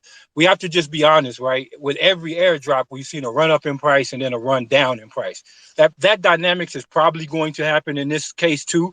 So let's not delude ourselves into thinking that this time will be different in that instance, right? Just understand that that's the dynamic that people Thank you for confirming my bias. That's kind of what I was leaning towards. I'm glad you said that because I appreciate Every your. time a token drops, the exchanges, they're in it for the money. They dump. Plus, I think we're gonna have plenty of people who dump that 15%. And So to piggyback off what you were saying, Kosh, to even make it even more decentralized, that's why each FTSO can't have more than 10% of the voting power exceeded for votes, delegation wise, and you can only delegate to 2 FTSOs per wallet. Now, if a whale wanted to, right, they can make as many wallets as they wanted. But keep going because I'm loving it. So just to finish answering Huggy's question, I would wait until the actual token came out to kind of mitigate some of that risk of the IOU. But again, everybody's free to do what they want, and then catch that price as it goes down. And then, I've always said dollar cost averaging is the best way to kind of approach coming into this space. So I wouldn't try to catch it low and then dump a whole lot of money in there, right? I would just allocate whatever you feel comfortable allocating and, level it in over time. So that would be, Yeah, my I'm advice. just trying to decide because I am participating with my my Songbird, and I'm participating fairly decently in that network there. So just wondering if I need to, if there's if there's need to even worry about going on the flare specifically. Yeah, a lot of people who weren't in crypto kind of early on don't remember, but a lot of us used to have this saying, like often came up in crypto rooms: when is going to be the killer app created, right? Because a lot of the adoption that people are looking for, particularly the people who are looking for higher prices, right? They're still looking for that, what we used to call killer app to come out. So what does killer app mean? Killer app means an application that the majority of the populace or a large portion of the populace will use, not just the crypto people, right? But people in general would use. When we hit that application, which is the holy grail that everybody in this space is trying to create, don't fool yourself, right? That is the holy grail. To me, Flare is going to present the opportunity, the best opportunity for a developer to create that killer app. So if you're expecting higher prices, it's a great platform. I believe in it. But again, I wouldn't expect real higher prices until that killer app comes to market, right? Because y'all were talking about Flare Finance, and of course, they've made some errors, and I'm not going to down talk them. But again, part of the problem is there's a tokenomics thing going on there, right? And it's just switching hands from one to another, right? And there's no real application on those assets. That stuff has to mature. So I would be waiting to see more mature DeFi products come out, right? People who are engaging in more, I would say legitimate, not to say that Flare Finance is illegitimate, but for lack of a better word, it's going No, to yeah, I produce those understand what Flare's yields. going to do. Yeah, If produce Flare's those. going to do what they're going to do, it's going to be awesome. And if I can actually wrap my other tokens and utilize it in other DeFi, that'll be pretty good because we can participate more But with our XRP. don't think DeFi, Huggy, though, because again, what I'm saying is a risk with all of this DeFi stuff is it's just kind of a shell game, man. If you don't have a real business model that's bringing in revenue to pay out those returns, right? So all of this DeFi stuff needs to be really researched to see if they have a real business model that's making real money that can pay real returns, right? So I'm cautioning you, if you're going to bring over your XRP, your other assets, Bitcoin, whatever it is, to Flare, it should be with the intent to just get some of the passive income, if that's what your aim is, or it should be to That's use. what it is. Yeah. No, Yeah, that's it what should. it is. Right, it should And be to maybe use even to one of wrap those. it.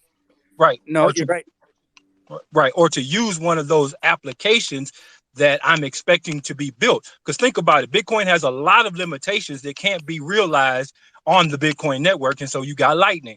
But now with Flare becoming built, there's things that will be able to be done with Bitcoin that have never been able to be done. So that would be the motivation for Bitcoin people to move it over there, because now they have this functionality that they never had. And you'll have some of that functionality with your XRP, particularly if we have to wait longer on some of the XLS20 amendments and other smart contract amendments and federated side chains, et cetera, et cetera, et cetera. So think about it from a utility aspect, not just kind of the risk factor of DeFi. And then the passive part of the income will always be there because it's pretty much risk-free. There's always some risk, but it's pretty much risk-free if you're just delegating and taking the passive income. So I know I talked a lot, man, jumped in y'all room, but I hope everybody got a better understanding of Flare. Yeah, and I'll shut up.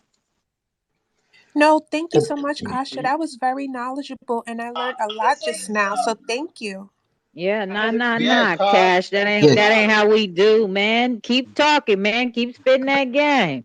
I got Yeah, one more no, question. Kosh, I think he's going to get off the mic that fast. No, he's always apologizing, but no, stick on there, Kashta. I Yeah, appreciate it, and I understand the whole idea of the increasing utility, and I'm not in it for this year or even next year. I'm thinking long term with a lot of this stuff. So, but I am doing my best to to participate in as much as I can on Songbird and Flare and with the FTSOs. You know, and it's a learning process. And you know, although I'm not like you, a trader, I do come into your spaces and I like to listen to what you have to say. And I'm glad you came in here and I learned a bit more that I didn't hear before. No, thank everybody for the kind words, man. I'm a really humble person, so I'm not. I don't take to kind of like compliments and all that kind of stuff very well. But just in full disclosure, right? Because we're in this bear market, show y'all how you take opportunities as they come, right? I've done well in this space. I trade and I do well in this space. But guess what I'm doing right now? I went and took out a part-time job so that I could get more money to put more money into the space. So the reason I might have to jump off is because I just took a little break to jump on the mic. But yeah, I'm making a little extra money so I can put some more money into the market, man. So that's what I'm doing at the moment. Love and the for the new distribution proposal. So if I were to receive my 15%, if I were to sell 1% of my 15%, am I ineligible to receive We don't the rest know of my 85? completely yet, but we Mm. don't know completely yet. But the way that is being discussed is the 15% kind of acts as a snapshot, right? So they want you to hold it during that. This is one of the proposals, at least as I understood it. They want you to hold it during that snapshot period so that they know what ratio to pay your additional 85% at. So there may be some latitude for you to sell afterwards, or to sell some of the other subsequent drops, but that initial 15%, I think, is mainly to capture the ratio that is owed to you. So the important part would be to make sure that you hold it up until that time. But again, all that's just proposal. So I take it all with a grain of salt. Because think about it, if y'all been reading the material with how you have to get amendments and stuff done on Flare, it may take a super majority to get this thing done, right? And I don't know if y'all been paying attention to trying to get a consensus from a large group of people, but a super majority from a large group of people. But I can assure you it's not that easy. So I would just temper all expectations on any changes with that in mind. Yeah, I agree. I appreciate that. And it seems like those who are interested in the network to succeed are on board with the new proposal, and those who want to, sell their airdrops or sell all their tokens that they're getting airdropped. Um, those ones don't want that proposal, right? Because they want to sell all 100% within the first, few days or But whatnot. because I'm a chart person, though, go back and look at the charts before the Flare snapshot was taken. There were a lot of people who were loading up on XRP just so they could get quote unquote some free money, right? So there may be more people who are in expectation of free money than there are people who are concerned about the network. So we don't know that until time comes, but I'm just trying to get people to lower their expectations and just kind of follow it as it rolls out. Yeah, exactly. The same thing happened with Songbird. Everyone, bought more XRP so they can get a bigger Songbird airdrop, and then as soon as Songbird drops, they got rid of their Songbird and their XRP. Really. Just to correct you, is really the same people, right? Because the Flare people ended up just getting the Songbird as an additional drop. So what you're really defining is the exact same people. There really wasn't a different people, and that's why I'm saying that the risk probably definitely exists, right? Because the dynamics have not changed. Those same people are still just waiting on that drop so they can dump it. but don't let that discourage anybody. Just so noted that that's what happens in this space when you talk about airdrops, particularly preemptively, right? Because you give up people an opportunity to do just that. Yeah, and so what Costa was saying. So if you went and sold 1%, the emphasis really here is self custody. So the the reason for that is right. The only way you're going to receive your 85% if you take your 15% off and put it in a wallet is if you wrap it. And so the only way you're going to be able to do that is most likely going to be in a wallet or using a wallet. And so even if you sell 1% and you say you put the other 14% in a wallet, well, you would receive whatever allocation from the pool that you were going to based off of that percentage when the snapshot occurs. Like Kasha, I think it's going to be in the first 30 days or something. You're right, Kasha. They said they're going to take a couple snapshots or something randomly. But I don't know. The proposal hasn't even been released yet.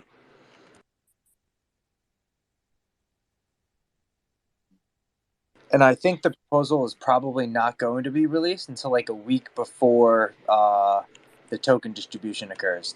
And so token distribution is going to occur, and they're going to wait till 75% of the tokens are off the exchanges to have the vote, so that just like Costa was saying, everybody's going to have a say in this change to the network, which I think should happen.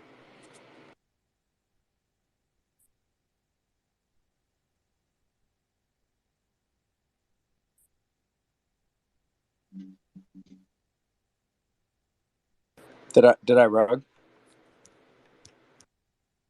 No, you didn't rug. No, you didn't rug. I stepped away for a second. Oh, it was really quiet. Right? I think No, I we think oh there we go can ahead, we Zero. can hear Go. you. Yeah, we can hear you. Yeah, I'm on board with the proposal as well. I think. I mean, I'm supporting the network. I think it has a massive potential to. And so here's the benefit. So those who do support, right, and partake in the network, right? Because really, what you're doing is every time you delegate, is you're taking part in the voting system, right? The actual delegation is a vote. So for giving your vote, you receive a reward, and on top of that, those people who sold that 15% and the exchanges, which are going to probably be a lot of them, who don't even wrap the token, will create a whole bunch of extra rewards for people.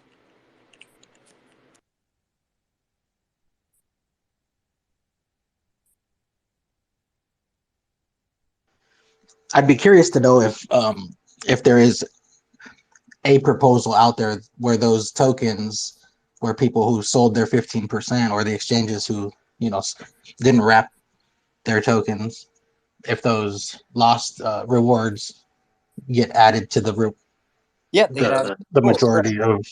Yeah, yeah, they'll get more. They'll get added to the pool. So the exchange, right, per se, instead of receiving the 85% that the exchange was going to receive, if they don't wrap the tokens, they won't receive it, and that'll go into the pool for everybody else to receive who actually wraps their tokens in a custodial wallet. And so this is what I'm saying: the exchanges and those who dump are not going to partake, and the people who do partake are all going to receive all of those rewards that they would have received. Wow, that could be huge. Yeah, I was seeing one. I saw somebody. I don't know how correct he was, but he said it was something right around like six uh, six times more rewards. So like something like 200% APR or something, or APY. He said, yeah. Damn. Sorry if it's a little loud, but I just wanted to add that the motivation for this change was to make sure that a lot of people didn't get cheated out of their tokens, because if we leave it in the hands of the exchange over 2, potentially 3 years, as we see exchanges fold from insolvency and all kind of problems, right? So the real motivation behind this potential change was to try to mitigate the risk of people losing out on their tokens because of the exchange risk. Right, because at that point, it's like if the exchange shuts down, what happens to your tokens? Like, this is that was a horrible idea. You're better off in this situation. So that's why I think it's a good idea.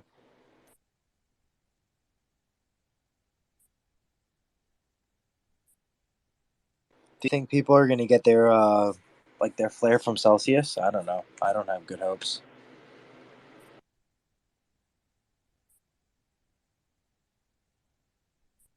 Did Celsius? They filed for bankruptcy, didn't they? Yep. Yep. They filed for bankruptcy. Yep.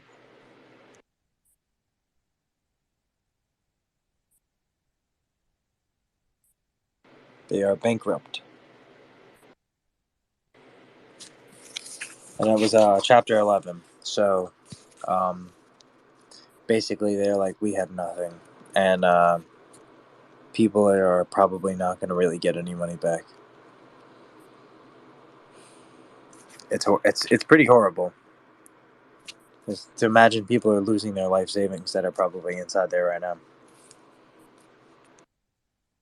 Yeah, that's fucked up. You know what? I have a Celsius account, and I did have my XRP on there for a while. Was it the beginning of the year, or was it last year?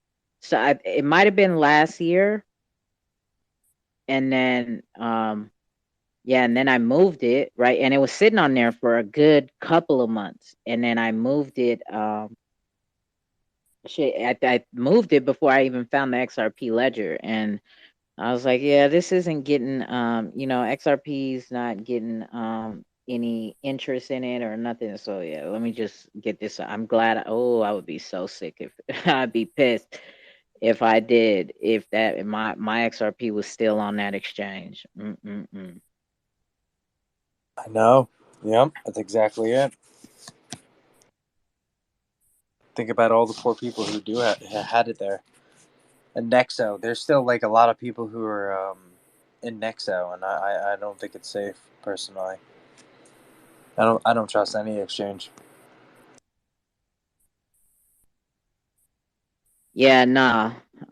Should definitely not have your stuff on exchanges, right? You should definitely, even if you don't have a hardware wallet, you should just definitely have your own hot wallet. That's your keys.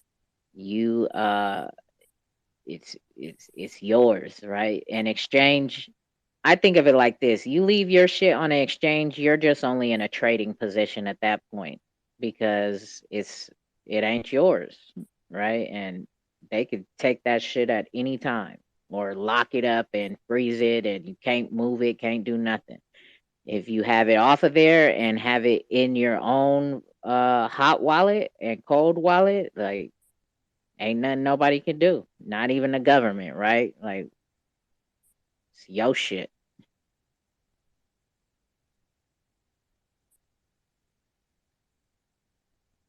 So yes, yes, yes.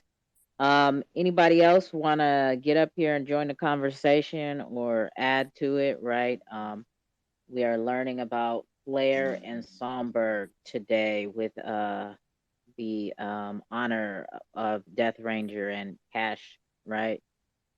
Leading the conversation and spitting game and giving us this information. So, if you got any questions or want to join the conversation, just hit the request button.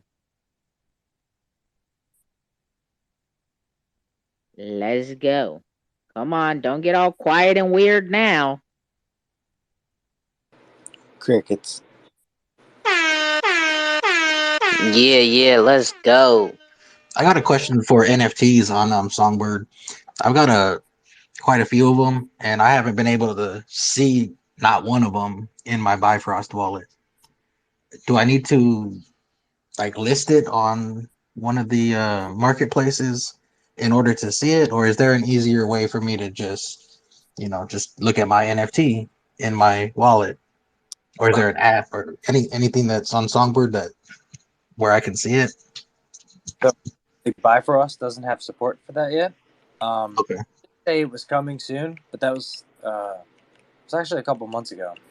Um, So I don't know, but if you really wanted to, you could use MetaMask and then add the custom token ID, and you could see the image of the NFT in your wallet if you wanted to. But you'd have to add every single NFT one by one with the custom token ID. Gotcha. Okay, cool. That's one way. Thank you. Yeah, I think Bifrost should have it soon. I saw a picture of what it's supposed to look like. It's supposed to look pretty cool. Nice. Yeah, because I can see on Explorer that I got 31 NFTs, but it says the name of it, but there's no way to look at it. But I appreciate you giving me one way to find out. Yeah. Well, you could also go if you wanted to look at it. You could go to sparklesnft.com. That's a marketplace on Songbird, or you could go to NFTSO .xyz, which is also another marketplace, and you could just go to your profile and you could look at your NFTs. You can see everything there.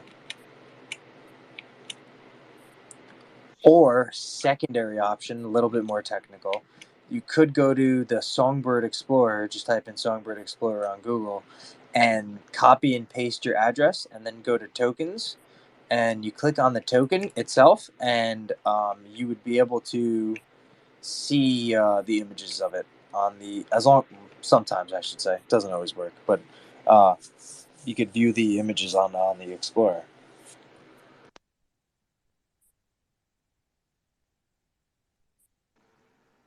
Okay, shit, I'm trying to do that right now. Thank you. Yeah, no problem. So Sparkles NFT and NFTSO dot XYZ is those are the two marketplaces we so far have on Songbird. And Sparkles, I partake in their. I partook in their. They kind of had like a. I find it interesting when companies do this, where they have like the token distribution from the NFT sales that they did. So it's kind of like an ICO, but it's not an ICO because you're buying a product. And I like that. And so I did that, but they haven't launched their token yet, which is I'm waiting for Flare to launch. So that reminds me, Flare Oracle actually just made a token that they're handing out, which you can buy NFTs with. I think is the goal, and I don't know if I ever received what I think I was supposed to. Go check. So I just seen a tweet that said Ethereum will be proof of stake in just 2 months. How do you feel about that? So first, I'm gonna say I'll see it when I believe it because they've been saying that for like 5 years already, and secondary, if it does happen, it's the worst thing that could have happened, right? So the 64% of people who partake in the Ethereum ICO who still hold the tokens today are going to basically own the network because they're going to have the majority say. They got way over 50%. Proof of stake is it's based off of the tokens.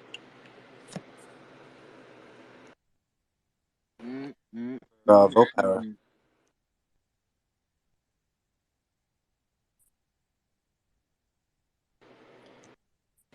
But I mean, it's less electricity. I guess. You don't if you don't care about those things. Right? You think it's gonna affect the gas prices? Oh yeah, the fees are going to be nominally zero. Yeah, the fees are going to be nothing. So, see, proof of stake is they're battling over consensus. So who can mine the block faster? So it's taking up a ton of electricity because they're providing it so the computational power can be more outputting, right? So proof of stake is not like that at all. It's just basically who holds the most tokens, right? And you could basically just print tokens on the network. That's essentially what they're doing, right? It's not like magic, I guess. like it's, you know, somebody's printing those tokens and they're creating the tokens and they're just issuing them to the people who had the token on the first network. It's if you didn't call it Ethereum 2.0, wouldn't really make a difference, right? Because it's really just, that's just what they're calling it. They could call it whatever they want.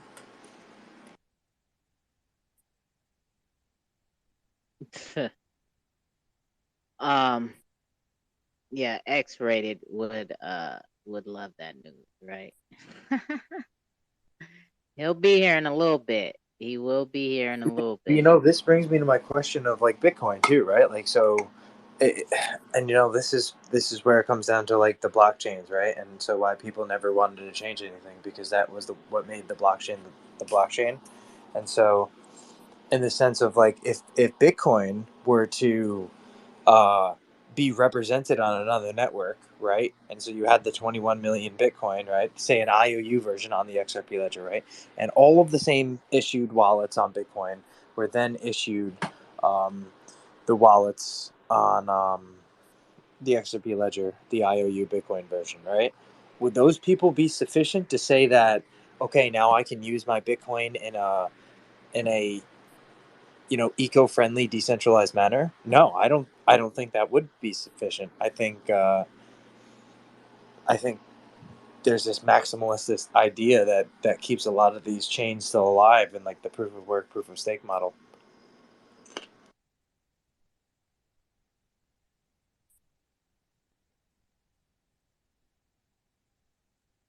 We definitely have some very interesting times ahead of us.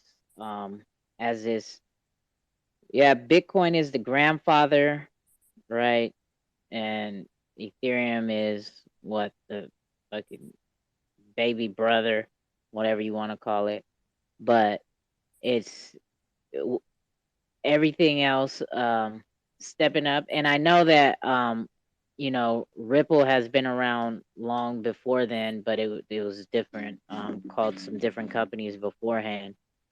But for the attention that crypto is getting now, even though we know it's not you know, where it's going to be at the end of it all, we're just so early, and everything is just continuously changing, not changing, but it's just, there's just so much to learn every single day, because it's just so much stuff. Technology is just going to keep up shit, I don't know if upgrading is the right word, but it's just going to keep technology, the technology is just going to keep advancing, advancing, and advancing. And it's, yeah, we're so early that everybody else who comes in here, when they start coming in with the masses, like, they're gonna have it way easy, right? Because they're not gonna really give two shits about all the details that we are caring about right now, right? It's like we're basically we're helping lay the foundation of how this space is going to be and how it should be moving into the future, and for the masses to get here. Like, we're the pioneers here, even though, even if we're not devs or not, right? The fact that we're here, we're constantly learning and having these conversations, and then you have devs who step in and then they go behind their phone or computers, and then they start innovating and creating new shit, and like, oh, we were having this conversation in a space call, and I got this idea about doing this like that, and so I'm gonna change this and tweak that and bring it to have it like, man, this is it's crazy. I never would have imagined being in the middle of this space like this. Go ahead, Crypto Red Eye. Hey, what's up? Yeah, no, things definitely move quick. I bought a MIDI keyboard from a music studio one time. It's actually like one of the first MIDI keyboards, and the guy there was saying that is like, this is one of the hardest thing to do, is keep up with this technology as far as music making goes, with the equipment, because everything's already always getting upgraded and upgraded, and new equipment and new equipment. But yeah, that leads me to this other question: does the NFT Sparkles marketplace support audio minting? Does anybody know? Yeah, can you hear the videos? Yeah, for sure. There's videos with audio. Little like 20, 30-second clip videos. Could you do audio with visual, like for a song? Yeah, I've seen some NFTs that have music and and Celestial, a art. sample of that. They have like he did a green screen where he's a martial artist and he had samurai armor on. And so he did moves, right? And then it's like and then he has a green screen behind him and all that stuff and it looks really good.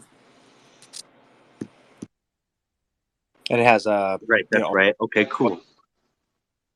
Yeah. I supported that project because he's the first Canadian NFT project I'm supporting. I guess that's a reason. That's good though. He's That's my a good, first fellow Canadian I noticed really out there with a really cool project on Songbird that I noticed. So I thought it was cool. yeah, and so he's also giving away authentic armor randomly to people who bought the NFT. So yeah, unfortunately in Canada, you're not allowed to have stuff that protects yourself from sharp, pokey things. Well, tell him that he's in Canada with it. No, he knows. In Canada, we'll get money instead, the value. yeah, that would also be nice because it's like 12 to 15 grand. No, but I'm saying he's in Canada with the armor. So how is that possible? He has some kind of weird dealer license that is very exclusive. One of two people in Canada that can have it, apparently, or something like that. Like can import it. He got I see. grandfathered in because he bring it in before the law, I think. Oh, okay. Yeah, Okay, grandfather. yeah, the Celestial Samurai project's pretty cool.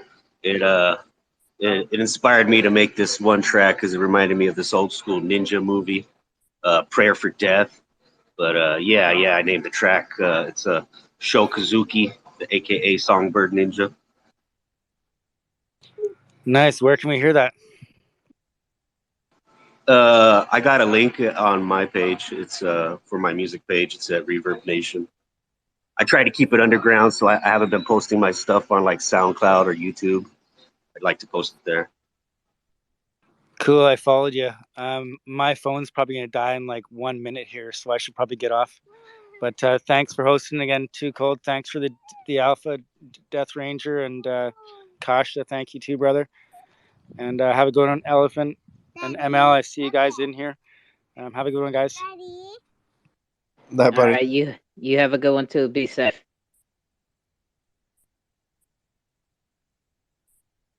I'm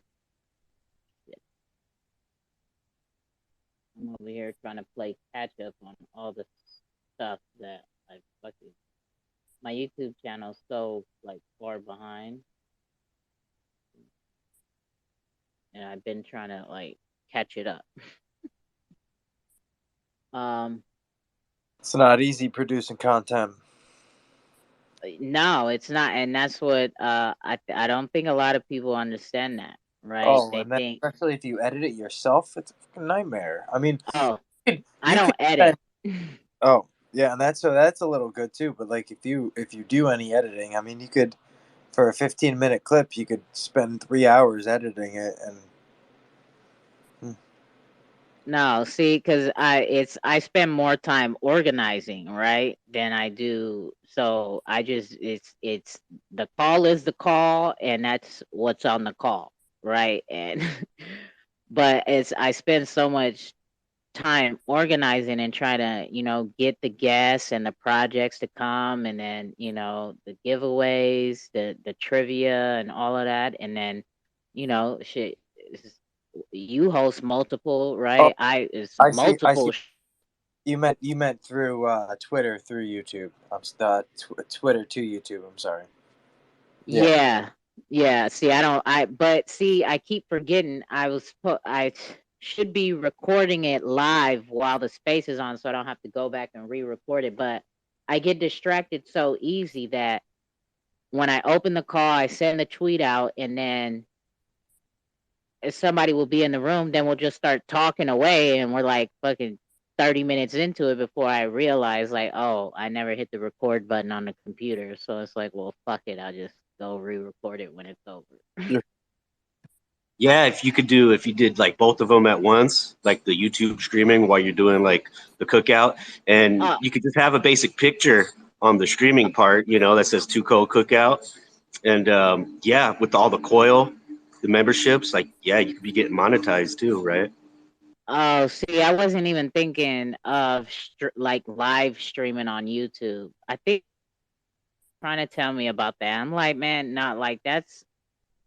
I don't want to live stream because then people gonna comment in there, right? And they want me to comment back. Like I'm not about to be paying. I'm not about to be commenting on YouTube and answering DA on Twitter and then pulling people up. Like Well, that's so just what too we much. do, You don't you we don't live have to do all that. I mean, they could come to the Twitter if they want to, actually exactly. participate. Yeah. So what we do and then I do it in the chat. If you notice, like every once in a while, because if you're watching the YouTube, you can't. I don't see what you're saying because we're in the Twitter space, and so well, we do have somebody who's in the YouTube just in case somebody does come in to wants to talk. But I'm every once in a while I'll say like if you're in the YouTube, come in the Twitter to come chat with us if there's anybody in the YouTube. Oh, okay, okay. Well, maybe I'll try and I'll. I gotta You know, try and it figure makes it out.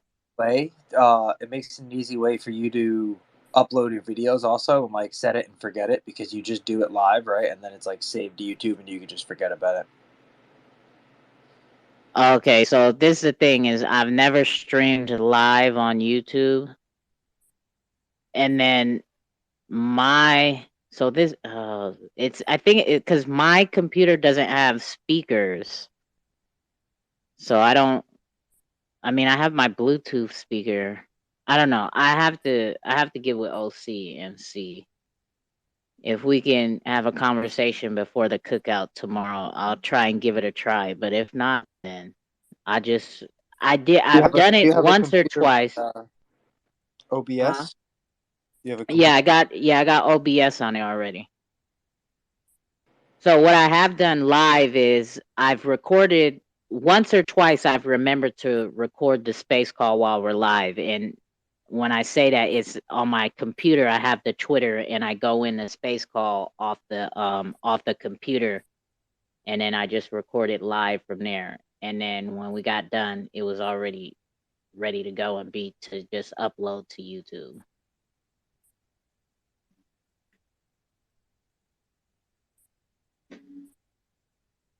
Yes, yes. Like this is all, I'm not hella techie or hosting these space calls, I will say, has pushed me to a lot of limits that I've never imagined doing before.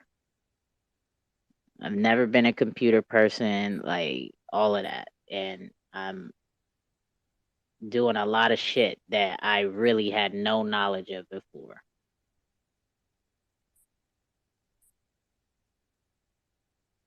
So it is cool and challenging for sure.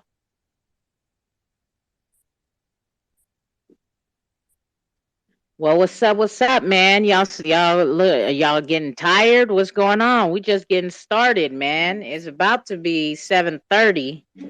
These guys should be pulling up anytime, and it's gonna turn into the XRPO pool party, right? I mean, we still talk crypto and stuff, but we're gonna have the funny guys in the house, right? Um, could talk Ethereum with X-rated Ranger. Oh. He said, "Oh, oh." Speaking of Ethereum, how do you guys feel about those Nickelodeon NFTs, the Rugrats and Hey Arnold drop that Uh, the I'm sorry. Nickelodeon did a couple Uh, days ago? By who? By Nickelodeon? Yeah, Nickelodeon dropped a collection. It was their first one. It was a Rugrats. It was like I don't know how many. I think a 4,000 NFT collection. Dang, buying I an don't know. NFT with the word rug in it, I don't know. That doesn't sound good. It Yeah, was. It I started haven't to. heard of it. It started to take off. Well, I mean, is it But then Nickelodeon though, or is it just somebody who's calling it Rugrats? Nickelodeon partnered with a company called Recur. Okay. So Recur, I think Now, who said that they partnered with them? Did Recur say where they partnered with them, or did Nickelodeon say they partnered with them? both. It's Okay. a two-way. They've both been Like, posting it on their Twitter page. okay, interesting. Yeah, you can go to Nickelodeon NFT. That's their Twitter page, and then Recur is RECUR. Um, the floor price was like half, 0.5 Ethereum, but then it's crashed since then. I think it's like 0.1. The last time I checked was a few days ago, but I don't know what it is now.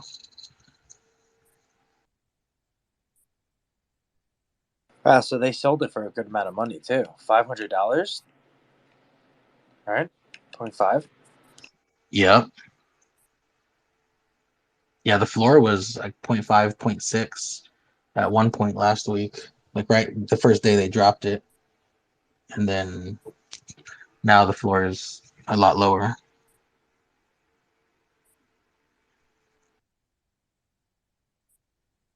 That's my first time hearing of It's on it, but I it's don't on really check OpenSea. for Ethereum projects.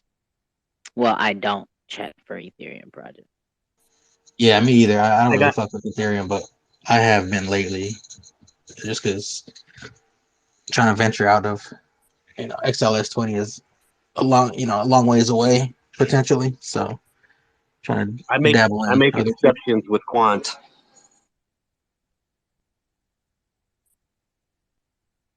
Oh, speaking of quant, I need to get me some. Why is that? What do you like about Quant, Too Cold? I know that it's gonna be a part, not a part. Oh shit, is the right word a part? It's supposed to help connect everything. I mean, shit, just like you were explaining Flare, right? Um, Yeah. So, and I not to say that there's competition, right? But like, there's a lot of things that are kind of trying to do the same thing. I feel like sometimes, and one thing that I feel like that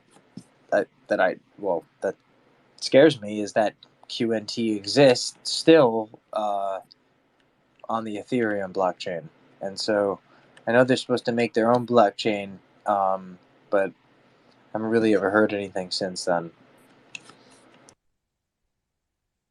Right? Because that's what XDC did. Didn't they start off on Ethereum blockchain? No, XDC. Funny thing, XDC. All right, R3 Corda, which is the R3 is a financial institution that is pretty much like the Italian financial banking system.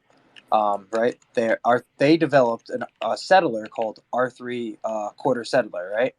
And so the settler was actually developed uh, with the use of XRP in mind. And so R3, the company, realized that there was a lot of profits to be made by making their own token. And so they made XDC and then got into a lawsuit with Ripple. And so instead of receiving 3 million XRP from them, they only received 1 million from the lawsuit. And they made their own token. I mean, sorry, not 1 million, 1 billion. And so after that, they went off with XDC and, obviously distributed it out and stuff like that and sold it and made a whole bunch of money as well. And yeah, and that's XDC, right? So it was really an afterthought for R3 Quarter because they saw a potential amount of money to be made from making their own token, obviously, to be distributed and used. But if it came down to cross-border payments, the settler R3, the quarter settler would most likely still use the XRP ledger for the vast more amount of liquidity it provides.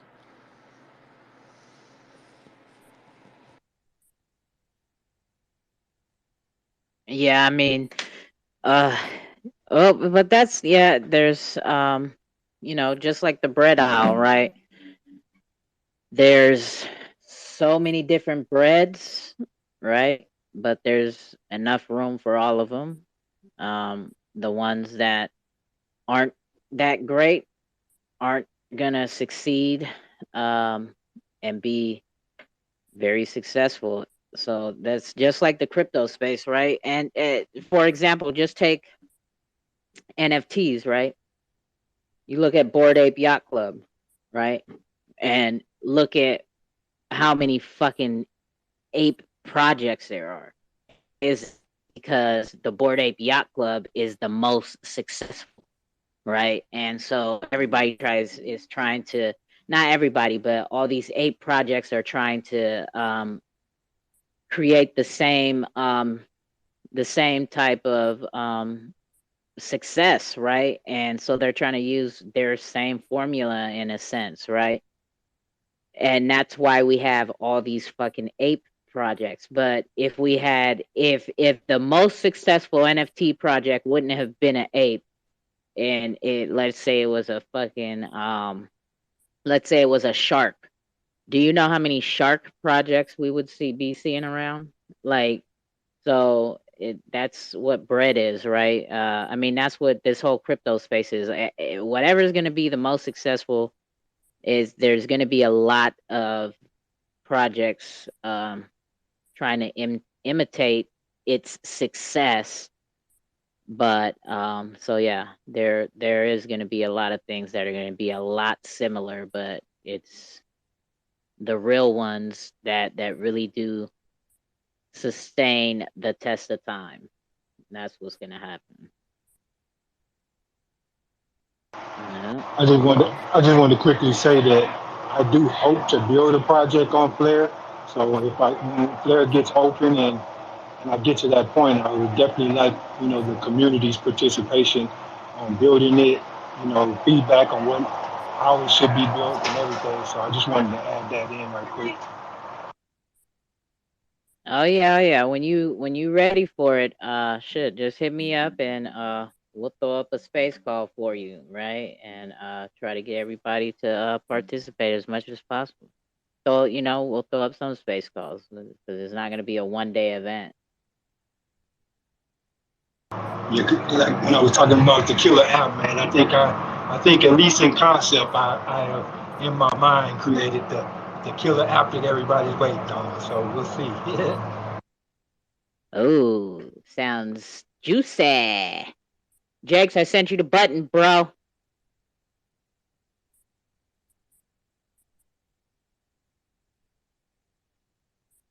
Yeah, specifically needed Flare because as y'all know, it relays data from outside the blockchain world as well, which would be critical to what I'm trying to do.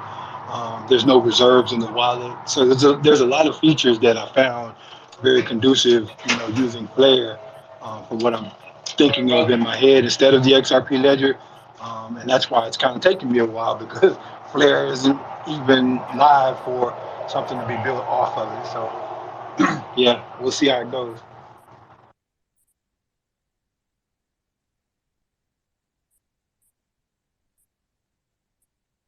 Oh yeah, for sure, for sure.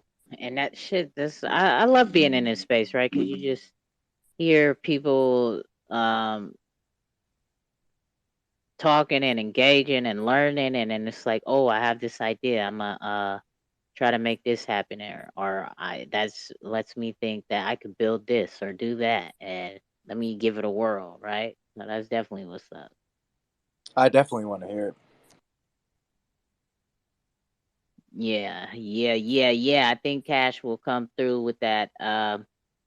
More, not more, but I think when the time is right, Cash will definitely come through and let us all know what the grand plan is.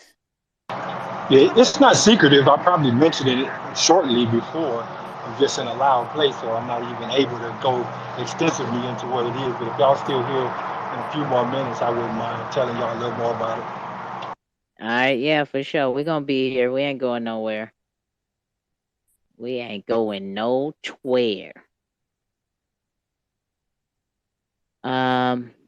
What else? He said he's in a loud place. Y'all keep getting quiet on me, right? And that makes me nervous. Like y'all falling asleep. Do I need to wake y'all up real quick? Do I need to help y'all catch a vibe real quick or something? You want to hear something, Death Ranger? What you want to hear?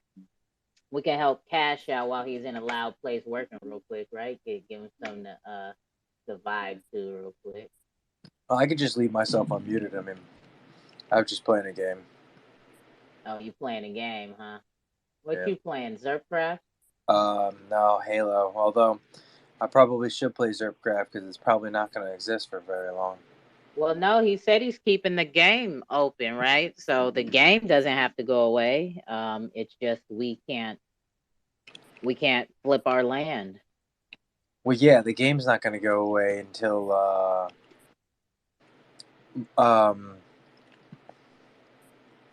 well, what do you mean we can't flip our land? Well, what happens if XLS 20 comes out, right? Is he gonna still turn it into the XLS 20? If not, then that was all pointless. Yeah, no, that's what I'm saying is like I think we'll end that, up getting a decent amount of a refund from it, but not. I don't know though. I don't know because Not he 100%. said that he No, are go you ahead. there? Yeah, go ahead. Yeah. He said did in the blog he said that he's not he spent, but he only got 15,000 from the grant. Then he hired the Elite Realism team, right? And then they upgraded the servers, right? I mean, I know he made money, right? Obviously, selling the land and stuff, but I don't know, like I'm just counting it as a loss already. Like, Also, think about this: when we bought the land, XRP was like $1, and so he took the XRP and turned it into USD instantly because it's a business, right? So no tax loss. And XRP now is like 37 cents. So in the sense of like maybe he actually could buy and give us the XRP back that we spent much easier. I think I mean I think it would be much easier personally, but I think there are still things he has to look into like tax liabilities, or for the refunds and business expenses and things like that. And he still deserves to get paid. I mean, this is like 2 years of his life that's probably going to be ruined, right? Because he was building this. So, but I still think we're going to get our XRP back in the end. Maybe not all of it, but most of it. I think. At least I hope so. well, shit, it'll be a surprise to me if we did. Yeah. He's a good guy. That's why I think so. Yeah, he is a good guy. He is very he does have a lot of integrity, so I don't deny that, but yeah, just a matter of time. And then I don't think so Xrpl I don't think will like I mean the land aspect of it, right? The selling the land aspect of it, I think well, obviously that's gone, but I don't think he's going to close the server down, right? I think What's the thing, right? So Microsoft, if they put this thing out, right, the real thing is going to have to be how is their response, right? So if they put this in the new terms of service, they could start to go around and just come after everybody who's using it that way, right? And so if it's even set up in any way, shape, or form that way, they'll just shut down the servers. yeah, but that's what he in his blog thing he said he was going to turn off all the land buying aspects and all that stuff. Yeah, but there's still do we not own the land anymore? Like Is it not? Because it was XLS 19s, right? There's like stamps in our wallets that are technically is he's just stopping further sales, but what about those that already exist? You know what I'm saying?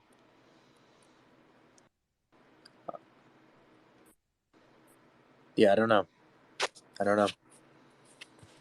Yeah, I don't know either. I mean, it's all we can do is wait and see what his final decision is.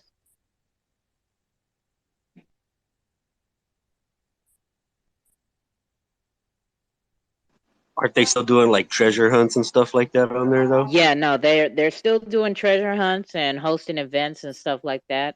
So I mean, because when you're doing treasure hunts, it's not using it's not using Minecraft with blockchain technology. It's whatever, you go Easter egg hunt, whatever, and then you get paid outside of it, right? You post it, and I say, oh, okay, Red Eye, here, now let me send you from my wallet to your wallet. So, I mean, for finding whatever in Xrpl. So I think they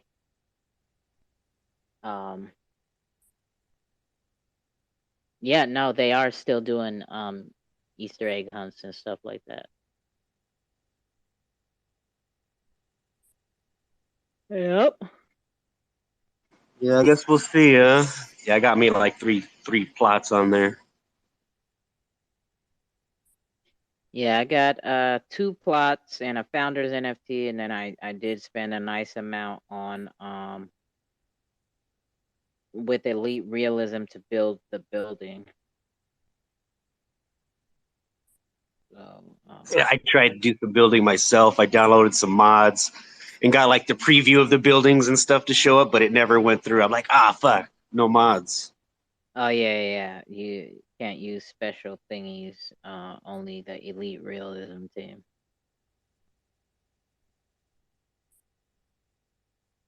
But they've been in there. Yeah, they definitely been in there hammering away, going at it, and building a lot of things in there for sure.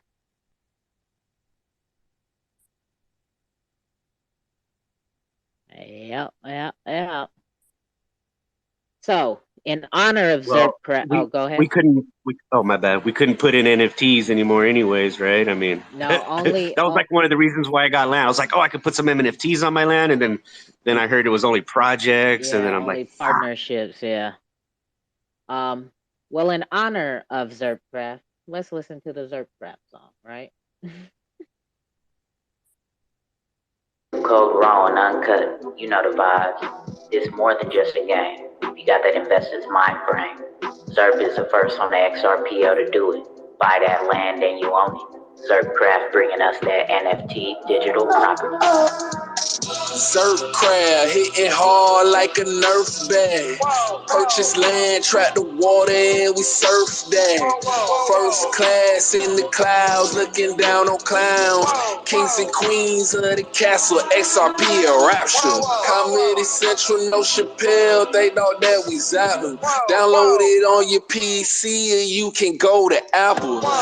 X-Paris got they city, X-Pepe got they island. I just want my studio to keep the whole platform vibing. Xrpl craft we mining, purchase land on your assignment. They took my kindness for blindness. Now I came back like a tyrant. Let me too cold, we been grinding. We might pop up on your island. Coming for that Xrp. You want a song, we charge a fee.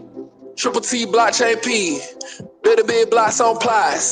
They tryna see where my land is. I can't tell them what I got. I told them about slash warp. I told them about slash speed. I told them slash teleport. Longitude, latitude, XYZ. Make sure you press F3. You wanna see NFTs? Pay $26, don't front. Log in, you see it from the jump. You're gonna see X shrooms. You're gonna see X punks. Xrpl, I be on that every day of the week, every day of the month. Xrpl hitting hard like a Nerf bag. Purchase land, track the water, and we surf that. First class in the clouds, looking down on clowns. Kings and queens of the castle, Xrpl rapture. Xrpl hitting hard like a Nerf bag. Purchase land, track the water, and we surf that. First class in the clouds, looking down on clowns. Kings and queens of the castle, Xrpl rapture. Don't gotta be a gamer to see. Xrpl gonna be something major. Fuck that VI paper. We locking in with Xrpl for generational wealth. Hopping you a founder's NFT, you'll be a part of Xrpl history. Well, there went that. I love that hook. Man. So I think I spoke too soon on my written word parts, my spoken word parts, right? But yeah, I feel that's fucked up though. I know Jackson is like hella like devastated.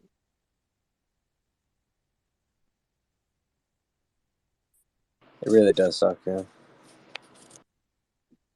Yep.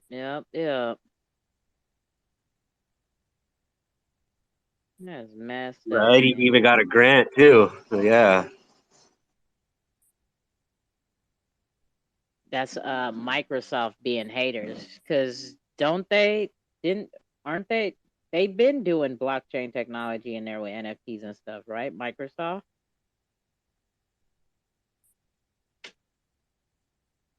No, they're kind of like anti-blockchain, seems like. I seen an article that said they were, and I think it was dated a while back. But yet they've hooked up with HBAR in the past, haven't they? That's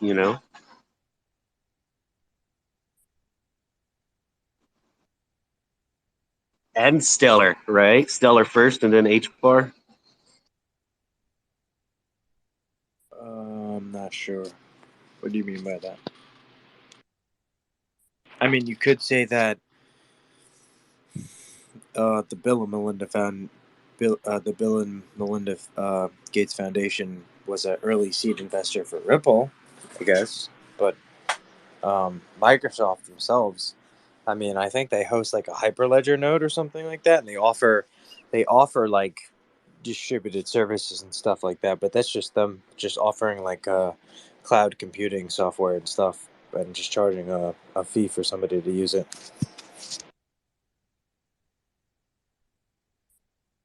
I think they're, and Bill Gates himself is kind of, whenever he talks, he's kind of like anti-blockchain.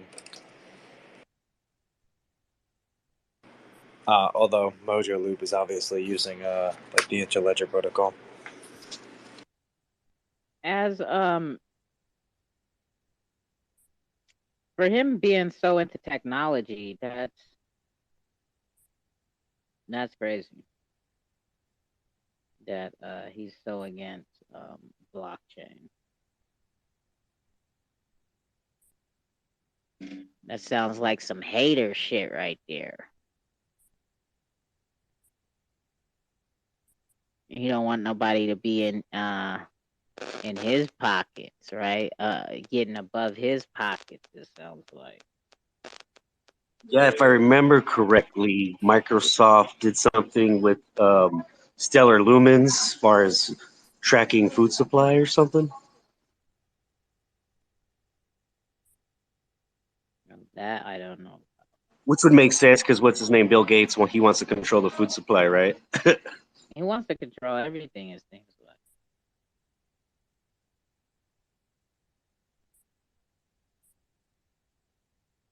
He's the single largest farm owner in the entire world.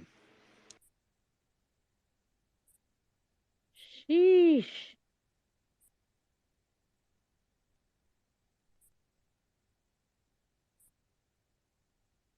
That's crazy.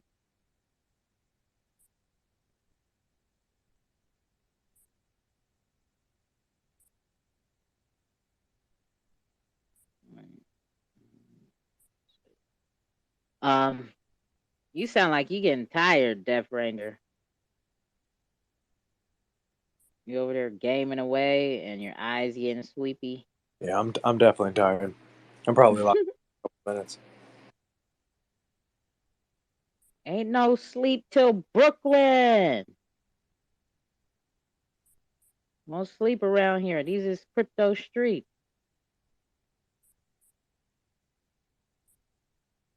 Sleep? What is that, Death Ranger? What? What? I said sleep. What is that? I know, Too Cold. You don't go to sleep. I don't know how. Well, on top of it, I don't have kids, right? I don't have no life, so I just be chilling, doing what I do. Just doing what I do. I usually go to sleep pretty early, but I don't have work tomorrow, so. Oh, so you're staying up late, huh? Breaking curfew? Yeah, I guess so. Living rebellious, huh? Oh man. That's sheesh. Ouch.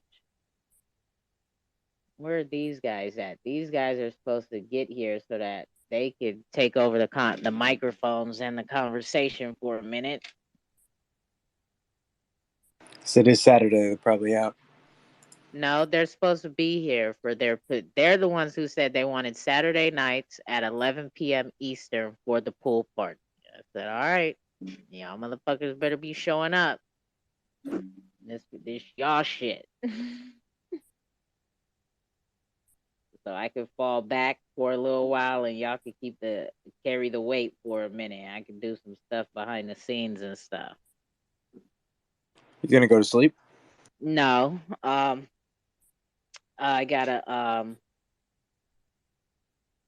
gotta make some tweets and then answer these DMs, couple DMs.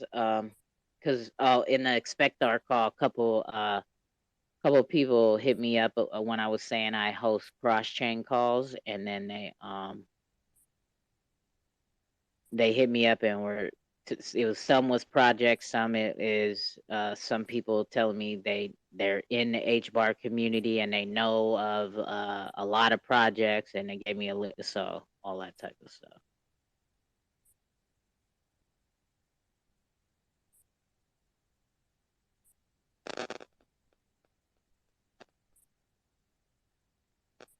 Yes, sir.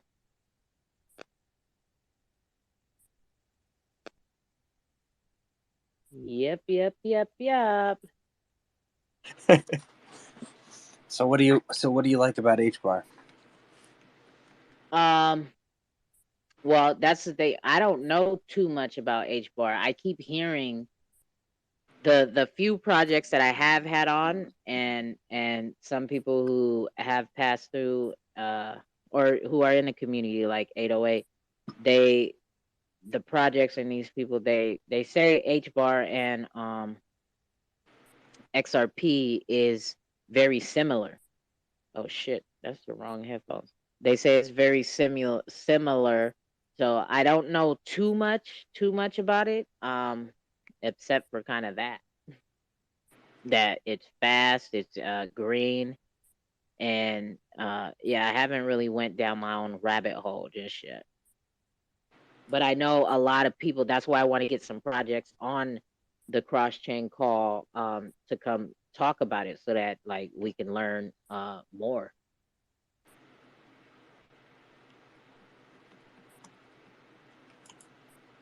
100%. So the Hedera Hashgraph algorithm is running what they call it a federated fault Byzantine agreement, and so it's similar because you have federated Byzantine agreement is what they use for the XRP ledger consensus, and so this is called a federated Byzantine fault tolerance agreement or fault tolerance. Sorry, and so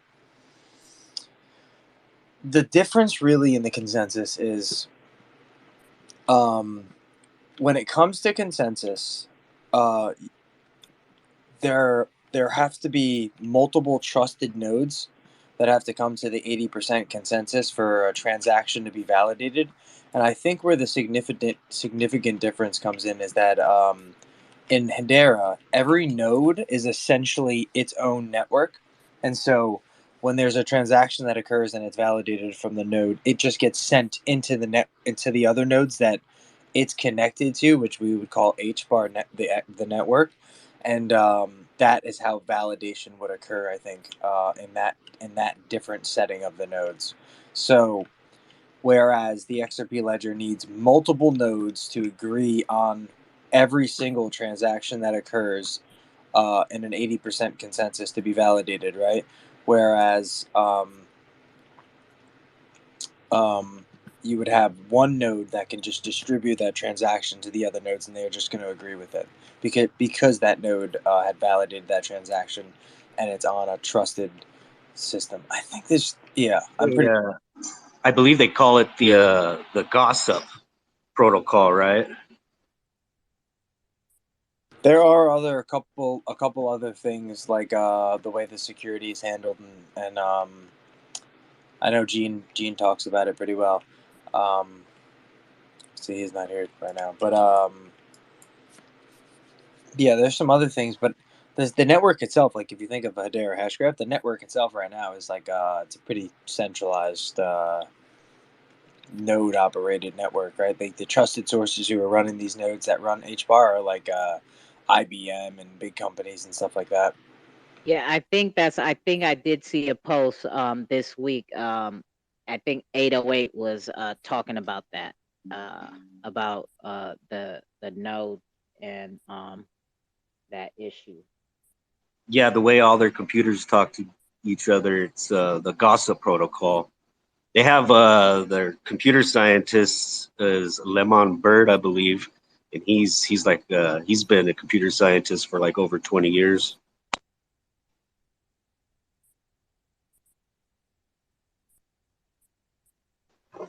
Yeah, exactly. That guy. Yeah. So in that sense,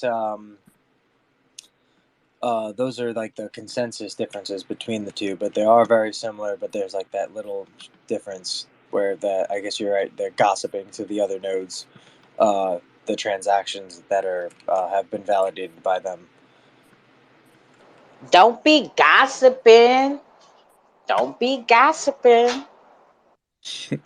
Yeah, I remember when HBAR first came out, they had their test net, and they were giving out HBAR if you downloaded the wallet.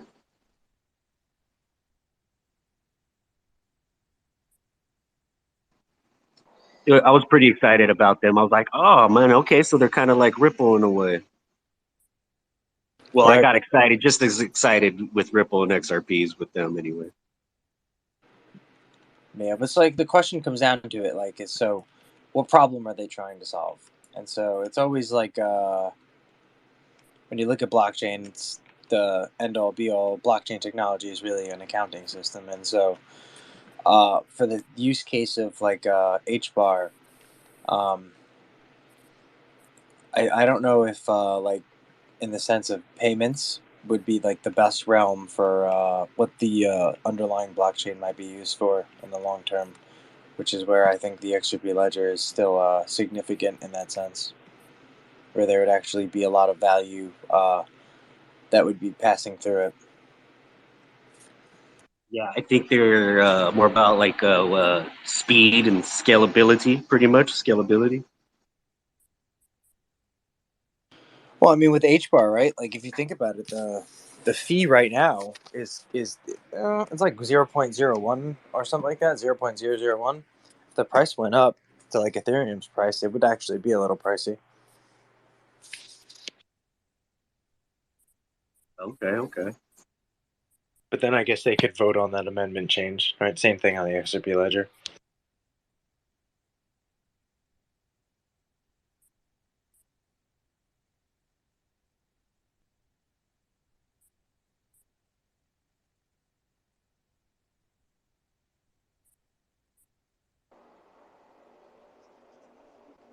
Um, I know their NFTs are starting to pick up over there, though. Pretty. I do see a lot coming across my timeline is a lot of HBAR NFTs. I haven't looked into any projects. I've had, I think, 2 projects from HBAR come and talk on a space call. Yeah, as far as like NFTs and marketplaces go, I really like VeChain and their marketplaces. Wait, you sound muffled. You like who? VeChain and their Oh, marketplaces. It's pretty VChain? easy to navigate. Yeah. Yeah, their marketplaces are real. It is real simple. I've looked on Sologenic and I'm like, what the fuck? Like, why can't I just get to what I'm looking for? Like, what is the problem here? And yeah, it'd be all bad. There is the man Songbird. of the hour. What's Yeah. up, y'all? Songbird not bad What's up, either. y'all? I just hook up my MetaMask wallet and switch the network, but their marketplace is easy too. Hey, Red Eye. No, Red Eye. it's not. Hey, Red Eye. What up? What up? So y'all not fucking with XRP no more? Y'all hopped on the Flare and Songbird? What's up? What happened? I'm Oh, multi-chain.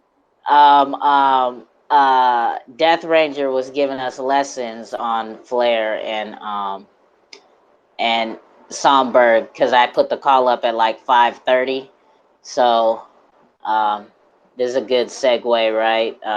For me to change the title, but yeah, I'm gonna post that conversation for sure, though. Death Ranger, I'm posting this whole first half of. I'm gonna split the calls up though, but that was some very good information that you was giving us for sure. We're still waiting to hear that killer app though, so maybe that'll happen on another call. Yeah, Cash. He probably can't. He be in and out. He be in calls with Karma. Can I get a quick recap Of what today, or of Death Ranger's Yeah, flare? Flare and Songbird. All right, go ahead, Death Ranger, take it away. He said he was getting sleep. He was getting tired a little while, like 5 minutes ago. What's the question? Sorry. He said, "Could he get a quick recap of the Flare Songbird conversation?"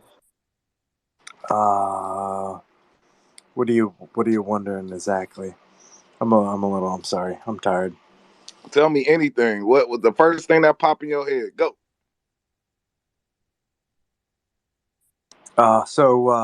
Flare is running a Turing complete federated Byzantine agreement consensus model for their network. So it's something that doesn't exist today.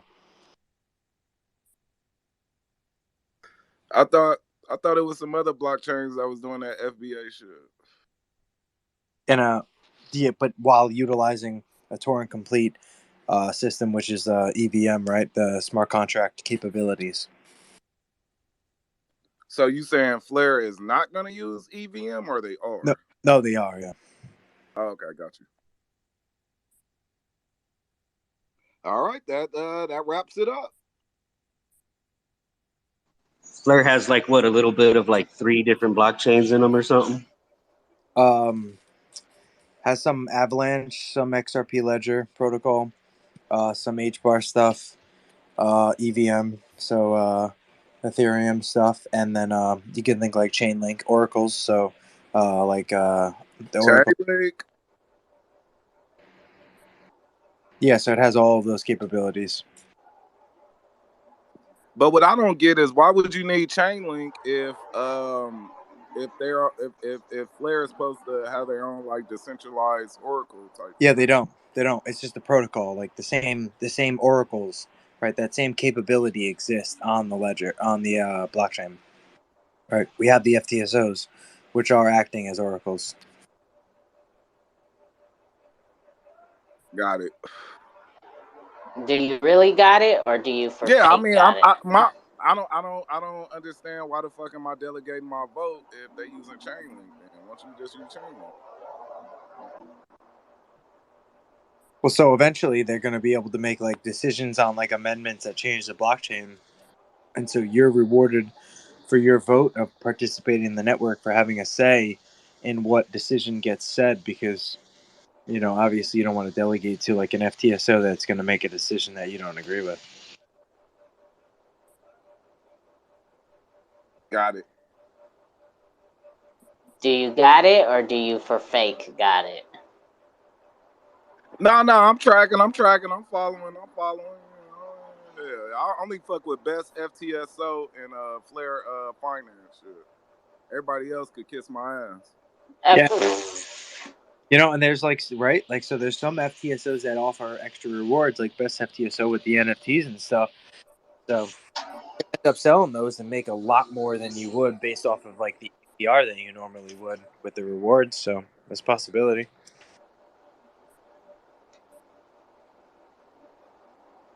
Roger that. Yeah, my friend, from just delegating to Sparkles, there was an NFT that you could get from Sparkles that was selling for like it sold like for like 40,000 Songbird. I don't know. It's so expensive. I got a bunch of them stupid ass NFTs that's expensive. I'm like, which dumbass is gonna buy this shit from me?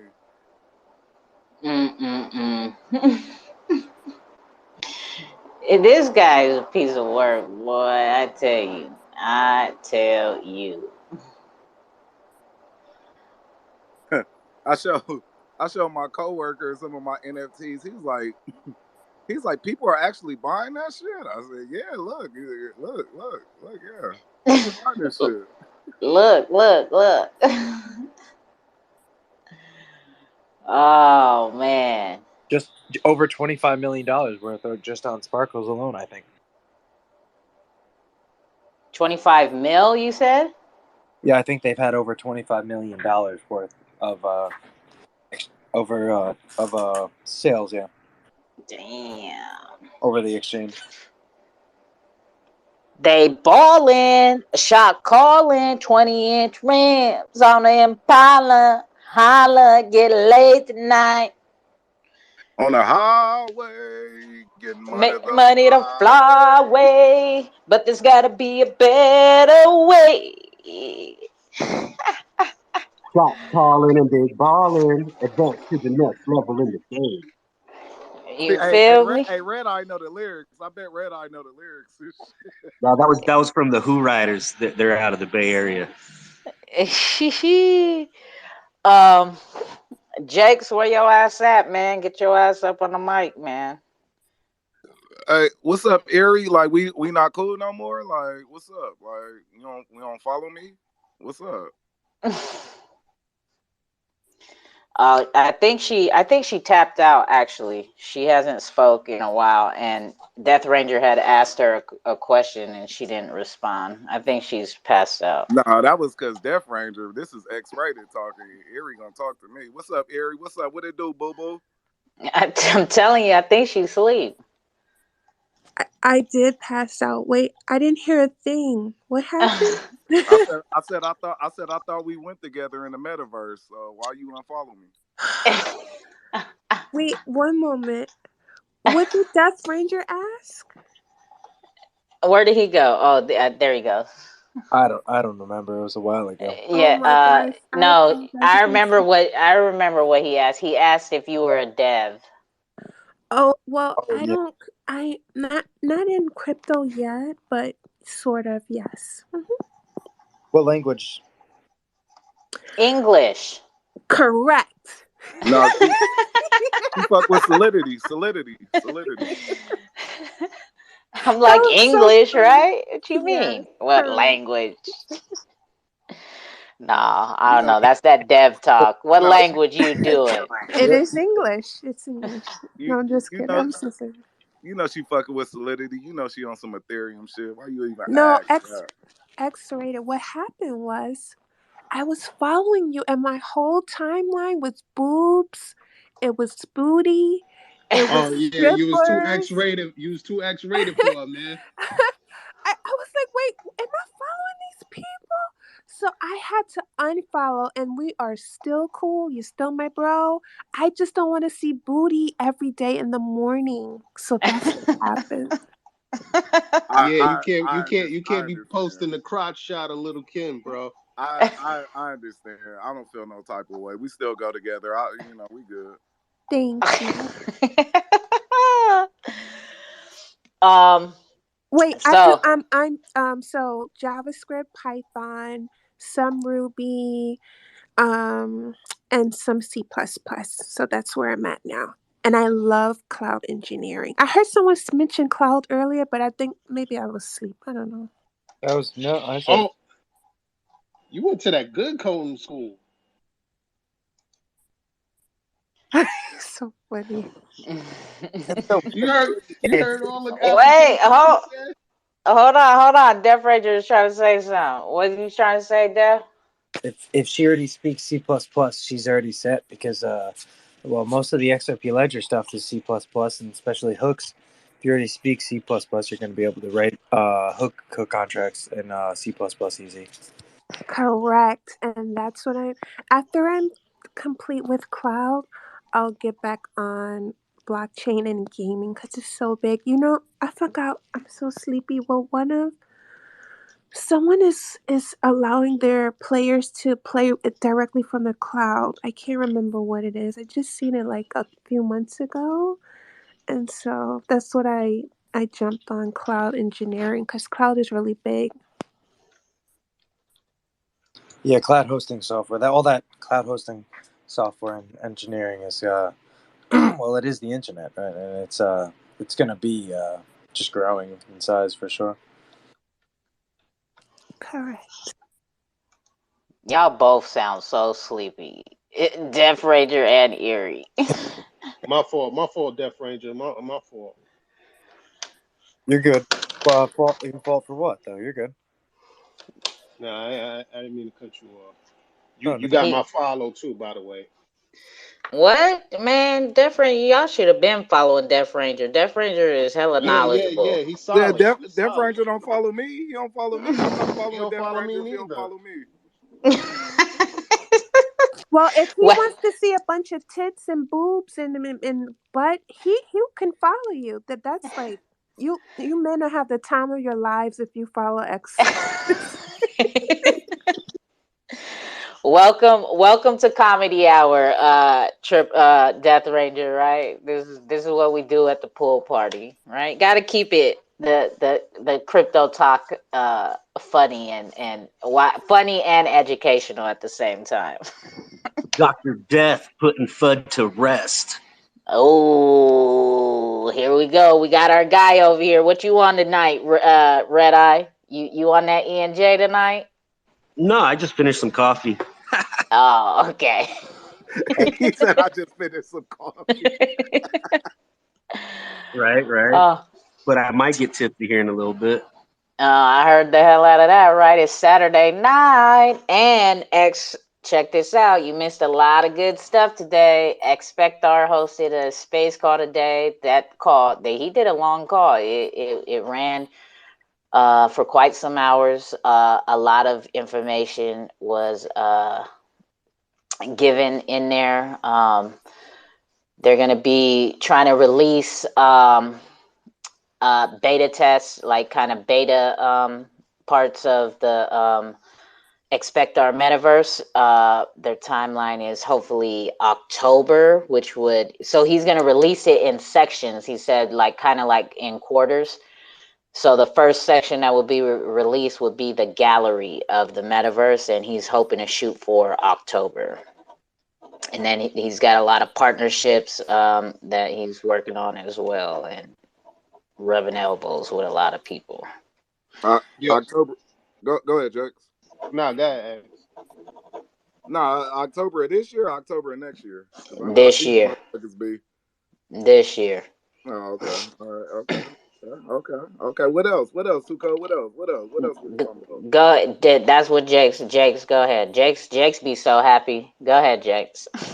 too cold. Know where to find the XRPL job fair kid. 'Cause she keep coming home with new jobs every other week, bro. You talking about that Expectar or something else? Yeah, Expectar. She got another job. Oh, you said job. Oh. No shit. Yeah. What you doing? What you doing? Wearing the crown again, my guy. You said what?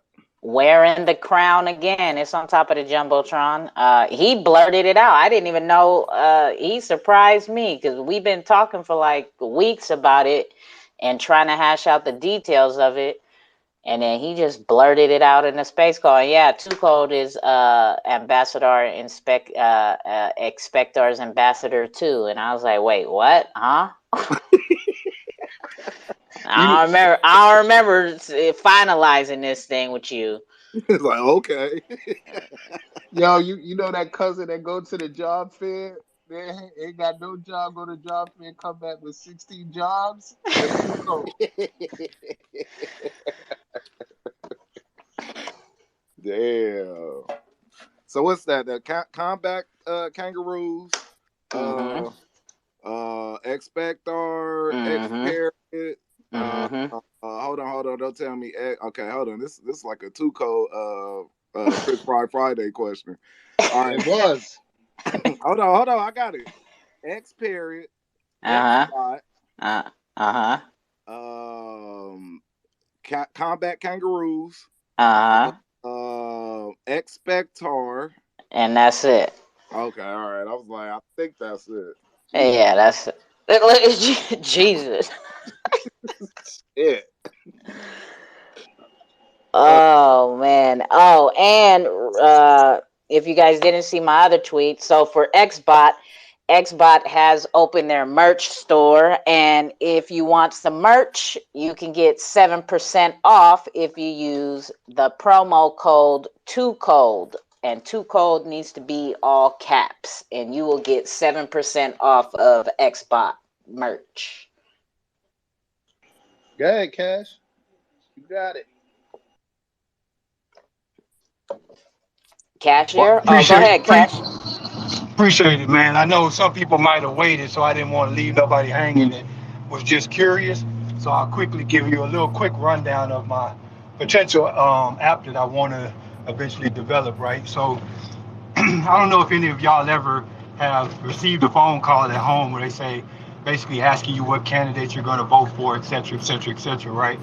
So the problem that I'm trying to basically fix, because I think if you're building something, you should really be trying to solve a real problem, right?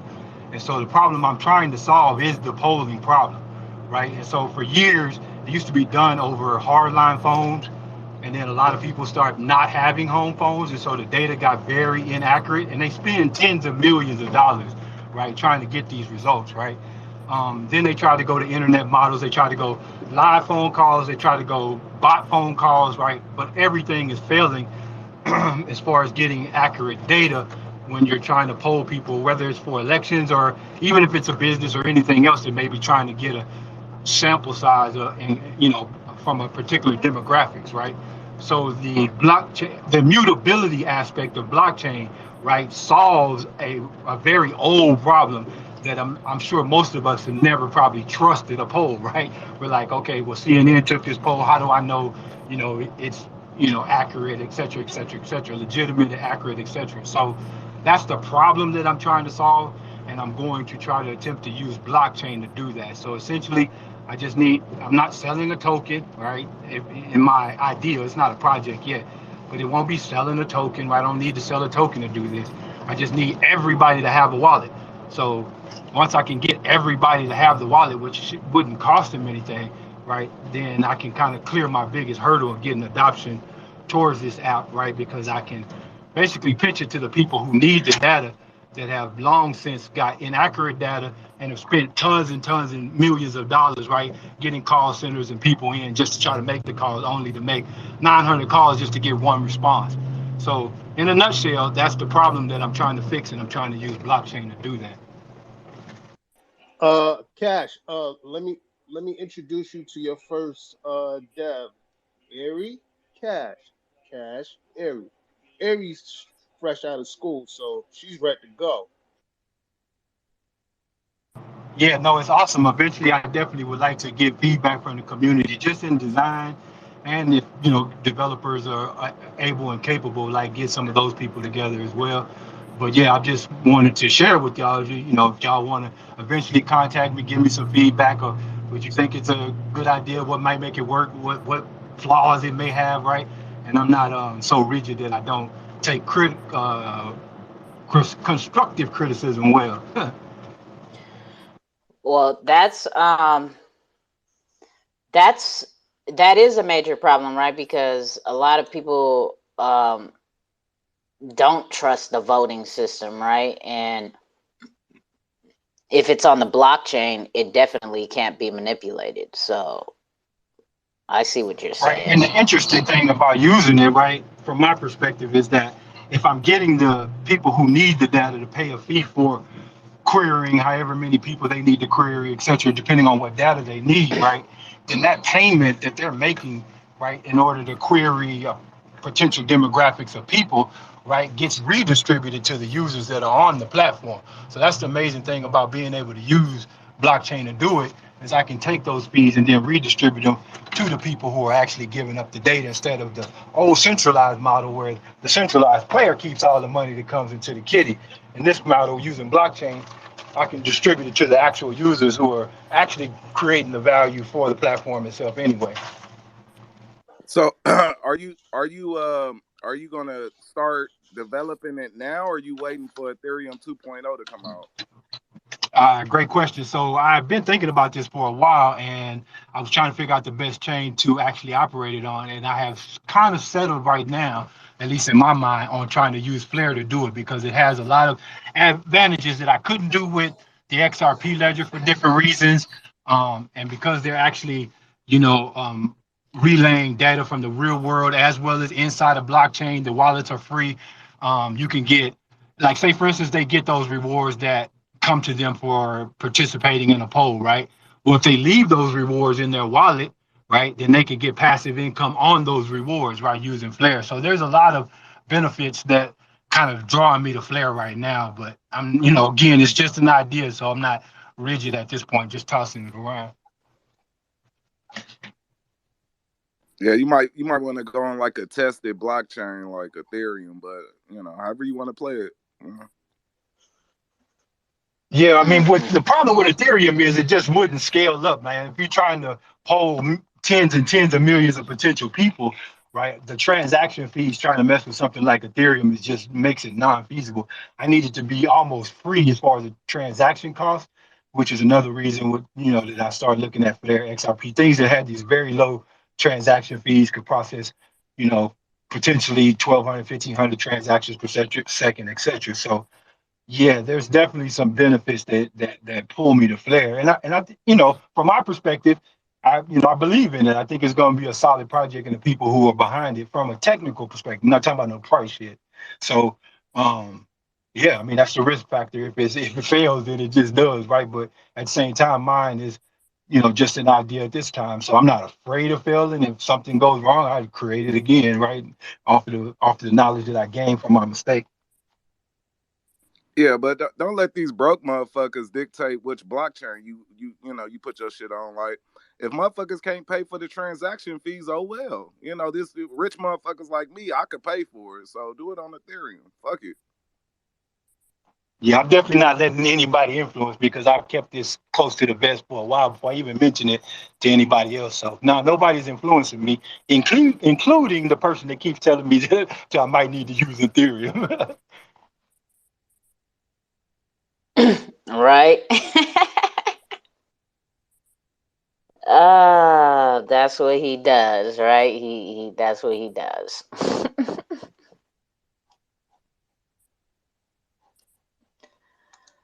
Oh shit.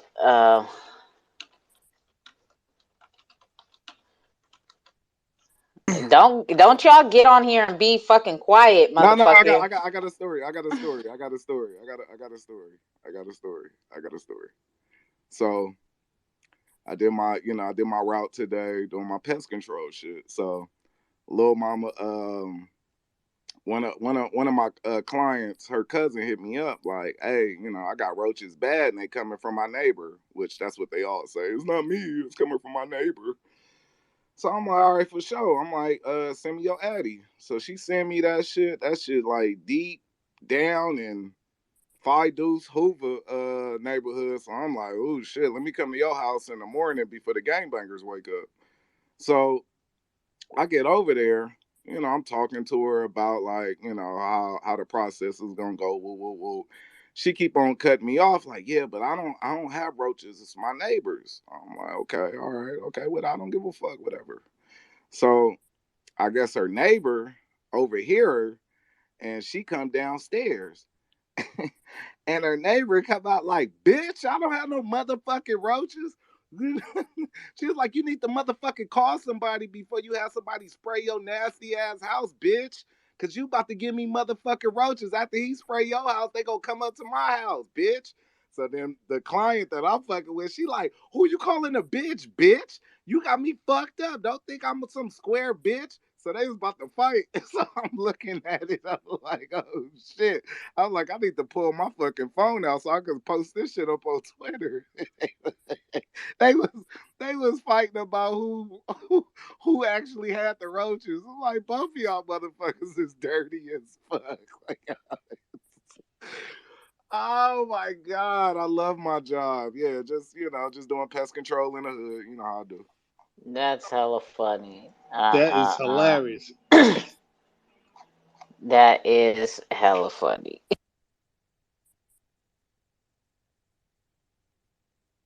Yep, that was my day.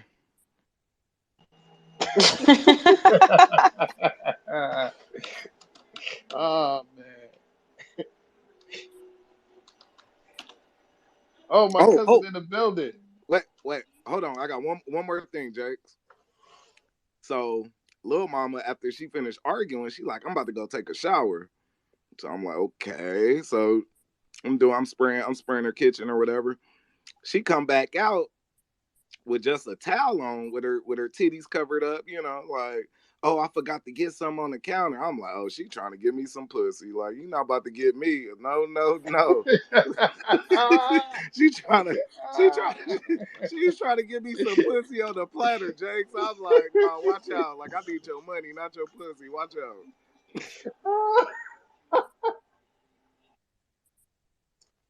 Mm-mm-mm. Look what you did. You done ran cash off. Yeah, Aries. Yeah, I'm heading out too, guys. I'm going to bed. All right, Def Ranger. Have a good one, man. We'll talk to you All right, later. Def. Thank guys. Peace. Night, night. Yeah, Comedy Central now.